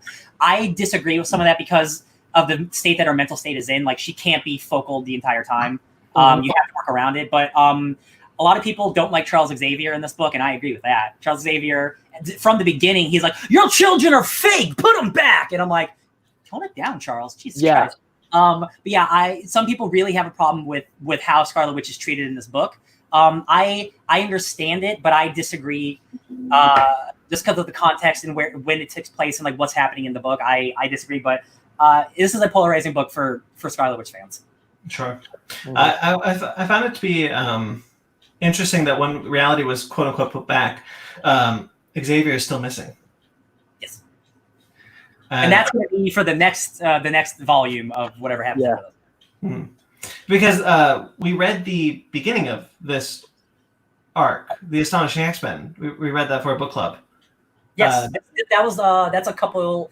It's like 2 years before this book. Yeah. Yeah, and so I recognize the costumes and I recognize kind of the characters and even the kids, like they're at the school. And then when they all are losing their powers, except for like 6 mutants. It's really hard. It's really gut wrenching because I've read the beginning of where this started. Yeah, for years, there was even a miniseries called the 198 because there's only 198 mutants left. So like they're collectively known as like the 198. And that's really sad. Yeah, when all these kids are losing their powers and stuff. Oh yeah. Once I got to that part, because Emma is essentially control the school, and she's just all these kids are like, Miss Frost, what's happening? How come I can't use my powers? And just seeing all these kids. And Emma, information overload, essentially. She's like, oh my God, what happened to my kids? Why are there still mutants if she says no more mutants? Is that ever explained? It's an excuse to still have an X-Men book. Well, I mean, I know that, but like, is there an in-story excuse? I'm sure they do give a reason, but it's In here, it was like those who said, like, some of the mutants who were with Emma, who were protected by her psychic power. Yeah. That was sure, but there's not 198 mutants in that. It's just like how it's not clean cut exactly why some people remember the events and others don't. Sure. Yeah. I don't know the reasoning behind that. That might be a tie-in book. That might be the next whatever's after this. I'm not sure. I didn't really like when Spider-Man says like, "Can you take it out of me?" It's like, that's not how magic works. Like, I'll give you permission. You take it out of me. I was like, take it out of me. Yeah, because Spider-Man remembering that he was married to Gwen Stacy and how Uncle Ben was alive, when it had then going back to Gwen Stacy's always been a sore spot for Spider-Man. Oh yeah, and the fact that he had a life with her, must be. It's the 1-2 punch of that and Uncle Ben, and having that return your old life before that return to you is mess. Like he got the life he always wanted, but like it's not his life. It's not his real life. So that's some good stuff. Mm-hmm. So I was looking up the 198 stuff. I didn't find an answer, but fans and critics were mixed, with a common complaint being the inconsistent manner in which mutants retain their powers or were depowered. It seemed kind of random choice. Let's real quick talk about Layla Miller. You guys remember Layla Miller? Yeah, Layla Miller was created for this book and just has all the answers for no reason. Well, I got the impression that she was created by Scarlet Witch as like a failsafe. Yes. That's the most we get about that character. Yeah. So her thing, she becomes a character in X Factor, and she has a relationship with Jamie Madrox, the Multiple Man, and she shows up in other X-Men books throughout the years. I got dog hair in my mouth. Sorry. From my dog? Your dog. It's weird. Layla Miller's powers have never been explained by anybody. And in a couple issues after this, in another book, somebody asked her what she does, and her powers was, I know things. Like Tyrion Lannister? They use Ex Machina of a character. Because like, even Kitty's like, you're not human. Like, there's nothing about her makes sense. Yeah. From everything that I've looked up, because I have not read every single appearance from this character, that'd be hard. But she's a character whose powers were never explained, and she shows up when she's necessary. She just is a plot character who knows things, and so the reason she knows things is because it's revealed that a future version of herself visited her as a child and told her everything that happens. That's the final thing we learn about Layla Miller, is that a future version of her tells her everything about the past. That's why she knows everything. And I think that's pretty lame. That's pretty lame. I think what's silly about it is that she's kind of unnecessary, because if Logan remembers on his own and gets to Emma Frost, and Emma Frost reads his mind, then Emma Frost can just do her thing. Martian Manhunter, Crisis on Infinite Earth style, restore those memories to everyone else. I guess they need I guess Layla. the thing is that she won't automatically know what their history was. She'll just know her perspective of it. So unlocking that could be difficult for her. But she could do enough to get them on board with like, look, this life existed. Yeah. She feels like a character that Bendis, like, he made this character, he's like, oh, I'm going to do so much with her. And then, like a Simon Baz, just like didn't touch her. Like, was just forgotten. And like, I don't think she's shown up at all in any of the Doc stuff at all. I haven't seen her. Because I thought Layla was kind of just like a one-off, like, because most of Layla, I mean, obviously Layla was there so she could restore the people's, like, the main X-Men, the core X-Men's memories. Yeah. But besides that, I was more focused on Wolverine. I was more focused on Emma and Scott or Scott Summers, Cyclops, and all the other Avengers and X-Men who are like, we need to fix this. And then they find out that, oh, it wasn't Magneto who did this, even though he's like king of the world. It wasn't him. It was Pietro, Quicksilver. I do like that part a lot about it. It was Pietro's fault, actually. And then when Magneto finds out, he's like, what have you done in my name? I love that. I absolutely think that's great. Because the whole time I'm reading this, I'm like, oh, wow, Magneto, you power-hungry son of a bitch. You did this. Because we get that great scene with Pietro and Magneto's like, what would you have me do? Yeah. Like, because he's like, you can't let her kill. He's like, what do you want me to do? What can I do so I can save Wanda, so I can save her? And then Pietro goes, it's revealed that he's the one who causes this. It's like, oh, shit. He did it for her, but it was... Magneto wasn't the cause of things. Wow. How about that? But the thing that makes Wanda go psycho about it is that even with all that, Magneto is still terrible. Even getting all that he wants, he's still messed up. I love that they have like a UN meeting. Excuse me. Can you guys hear the children yelling outside? A little bit. Okay, cool. So yeah, like you get like King Namor and you get Queen Aurora. You get Victor Von Doom. He shows up without his mask on. He's still Victor Von Doom to the end of the day. He's trying to take his power, whatever. I like this book a lot. I really like the moment when Logan is running around and he comes upon the mutants abusing the Sapien. And using their powers against them. And I'm like, I'm glad that you showed that like it's about who you are as a person and where you sit in the privilege power line. It's not a matter of like, you know, like if the tables were reversed, you'd have shitty people doing the same thing. One thing I do want to talk about, again, this came out in 2005, and our topic was character evolution. This is a very different Logan than our 2020 House of X Powers of 10 Logan, because this Logan will say, oh, kill her like that. Put her out of her misery. Same with Emma Frost. Emma's always a bad bitch, though. But Logan, he went through his schism. Like 5 years after this event, he goes through his schism with Scott, which separates the X-Men. He becomes the new Xavier and the Wolverine and the X-Men, and he becomes way more passive. So it's always fun to me to read characters like 15 years ago compared to now, because Logan is still essentially the same person, but he's so much more savage than he is now. Like he's evolved as a human being, whereas he would still kill a girl just like that 15 years ago. And that's why I really enjoy going back to series and seeing where Spider-Man was in 2005 or where Logan was in 2005 compared to now. But even that being said, like there's still a glimmer of heart in Logan. Oh, of course. I specifically like the moment when he's the one who goes to talk to Peter. Yeah, he's like, yeah, that was a good moment. And then when we finally do get Wanda straight up saying, is like, we're freaks, we're mutants, no matter what we do, we're never going to be equal, we're never going to be on the same ground, it's always going to be divided. And she says, you know what? And in that crazed state, her thing is like, if there weren't any mutants, this wouldn't be a problem. So no more mutants. There's a scene it's a panel of Pietro shaking really sad. And it's just little panels like that really like show it's only something a comic can do, where like you show the anguish that he's feeling when he's like moving super speed, but you don't see his face very well. I love shit like that. Magneto says, I can't understand you when you scream like that. Yes. There's a great scene. The scene between Hawkeye and Scarlet Witch. Yeah. Like, you killed me. I brought you back, though. Yeah.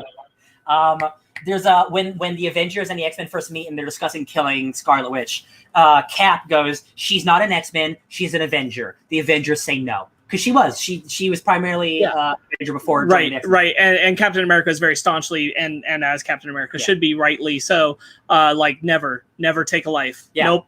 Not what we're how many gonna times do. has she saved our lives? Like we have. I really like that in the alternate universe. He's an old man. He never went into the ice. Yeah, he's so sad. Yeah. And he comes and they come to him. It's like, that's Captain America. Yeah. But then if you look in the back, there's like those newspapers. He was on the moon. Captain America went to the moon. He was part of the Air Force. Yeah, but he had a long life. And Carter. Yeah. Yeah, one of the things that I really like is just like, you know, Emma's kind of like whatever, like he's no use to us. But there's kind of a moment of like, well, you know what, he got a life that he didn't get to have.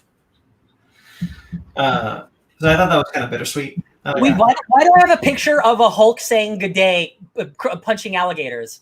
Is that from this book? No. This isn't from this book? No. No?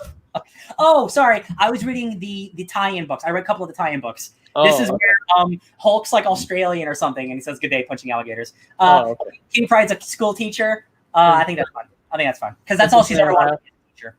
Scott and Emma Frost are married. Yes, this is great because this is before they're actually together. Mm-hmm. So it's like hinting at like, we know you guys want to be together, so we're just gonna do it eventually. Yeah, I think this book is it's a lot of fun. It's a really great event. And I think it's really good too. I think for me, especially because obviously there's that issue I want to say of X-Men, of like the standalone X-Men book, where was it Magic or who was it? It was someone was telling the story about the Pretender wanted to max them off. And then all the kids start covering their ears. Polaris. Thank you, Polaris. Yeah. And they were like, no, Pretender. Now actually having reading House of M, that moment strikes a whole another chord for me because it really was her who said no more mutants. And well, I mean, also before this, she wasn't herself a mutant. They didn't retcon that until much later. Yeah, she still was a mutant. Yeah. And that's what again about.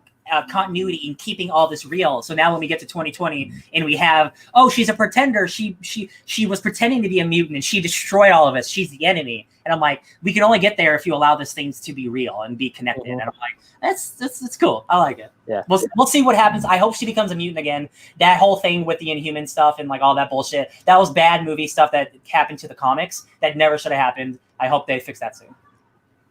I don't mind that movie Scarlet Witch isn't a mutant. I do mind that comic book Scarlet Witch isn't a mutant.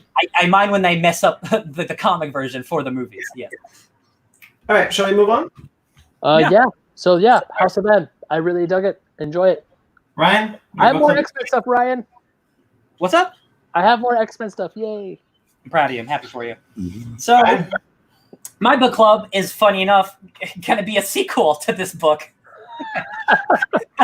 Because I'm so happy to be back in this era of Marvel. Like this is the stuff that I grew up with, like that I really connect with and really love. So I'm gonna pick I believe it's 2012, March 2012, Avengers: The Children's Crusade. This is about the Young Avengers and how the two twins of the Scarlet Witch, who were reincarnated into Wiccan and Speed. These are two young Avengers who think they are Scarlet Witch's children. They're not sure, but they have memories of being her children. So the Young Avengers are going to go look for the Scarlet Witch, who's been missing since the House of M. And Young Avengers hilarity ensues. Doctor Doom hilarity ensues. Doctor Doom maybe marries Scarlet Witch. We'll find out. Who knows? Can't wait to read it. All right, then. Next week, we also have a movie to review, Scoob. Oh, Scoobs. Scoob is going straight to VOD, and we were going to review it anyway, so we're going to review it. Right. Young Avengers: The Children's Crusade is written by Alan Heinberg, written by the Wonder Woman writer, and drawn by Jim Chung, who did Justice League with Scott Snyder. Nice. So Scoob next week. Okay, guys, if you like us, please like and subscribe on this video. You can also find other shows on this YouTube page, such as Fake Nerds Watch, where you can go back through and watch all of our things, all of our shows that we've basically, they're just after shows of shows that we like. Perhaps another one coming soon. We'll get back to you on that one. Even though we are quarantined, we still want to get as much content to you guys as we possibly can. Yeah. Basement Arcade is still going along. We secretly banked a Basement Arcade series. Oh, we totally did. Secretly. Yeah. So you can watch our Mortal Kombat 9 Basement Arcade series that's going on right now. Mortal Kombat is in the air. Also, in the link in the description, you can find our Funko code. Click the link in the description for 10% off your purchase by using promo code SHOP10. Patreon. We have a Patreon. Thank you to Joey Zahn. Joey Zahn. I almost said Zoe John, which is weird. Zoe Zahn. We also have a TeePublic. Masks on TeePublic, guys. You know, California still using masks around the country. Still mandated in some places. Just take a Fake Nerd Podcast mask if you like. All those links are in the description, or you can find them on our website at fakenerdpodcast.com. Thanks to everyone who listens. We greatly appreciate it. Thank you to everyone who watched this. We had a couple of people in the chat. We appreciate it. Thank you to Jeremy Vellucci for our themes and whatnot. Those you will be able to hear on our feed after this goes up on YouTube. The audio version will go up then. Go up after that where you can see all the bells and whistles. He also has a show called Suburban Proctologist. You can check that show out on iTunes or Spotify. Just recently put on Spotify. It's back. You can find the latest episode of up there now, episode 9, facebook.com/Suburban Proctologist Official, or Instagram at SubProcPodcast. You can find Jeremy Vellucci at Jeremy Vellucci Keyboards. Thank you to Mike Matola. Mike, we love you. Hopefully he wanted to do a collaboration soon, so hopefully we'll get that done eventually. Thank you so much for our logos. However, thank you. You can find Mike Matola. Thank you, Mag. Good talk. That's what I said. You can find us on Twitter, Instagram, Facebook, all at Fake Nerd Podcast, fakenerdguys@gmail.com. If you'd like to get in touch with us personally, I'm at BT McClure on Instagram and Twitter. Ben? You can find me at BenMagnet27 on Instagram and Twitter. You can also find me writing for oldschoolgamermagazine.com. I haven't written an article for this week yet. I decided just to take a little break, and I will hopefully get a new article up, or maybe 2 articles up this week. Your last article is in the link in the description. My Final Fantasy one. Ryan? You can find me at DJ Tony Snark everywhere. If you'd like to watch me play some video games by myself or with some friends, you can find me at Twitch or YouTube, DJ Tony Snark 616. I'm there. Sparkz? And you can find me living my best Muppet Treasure Island cabin fever life at Sparkz Witty on Instagram and Twitter, SPARKZ Witty. That's the best Treasure Island movie too. Don't at me. That's true. Subscribe to us on iTunes, Stitcher, Google Play, TuneIn, Spotify, iHeartRadio. Like and subscribe on this video. Click the bell icon, all that jazz. Until next week, guys, stay fake nerds. Damn it, twice. I gotta click it twice. Double tap.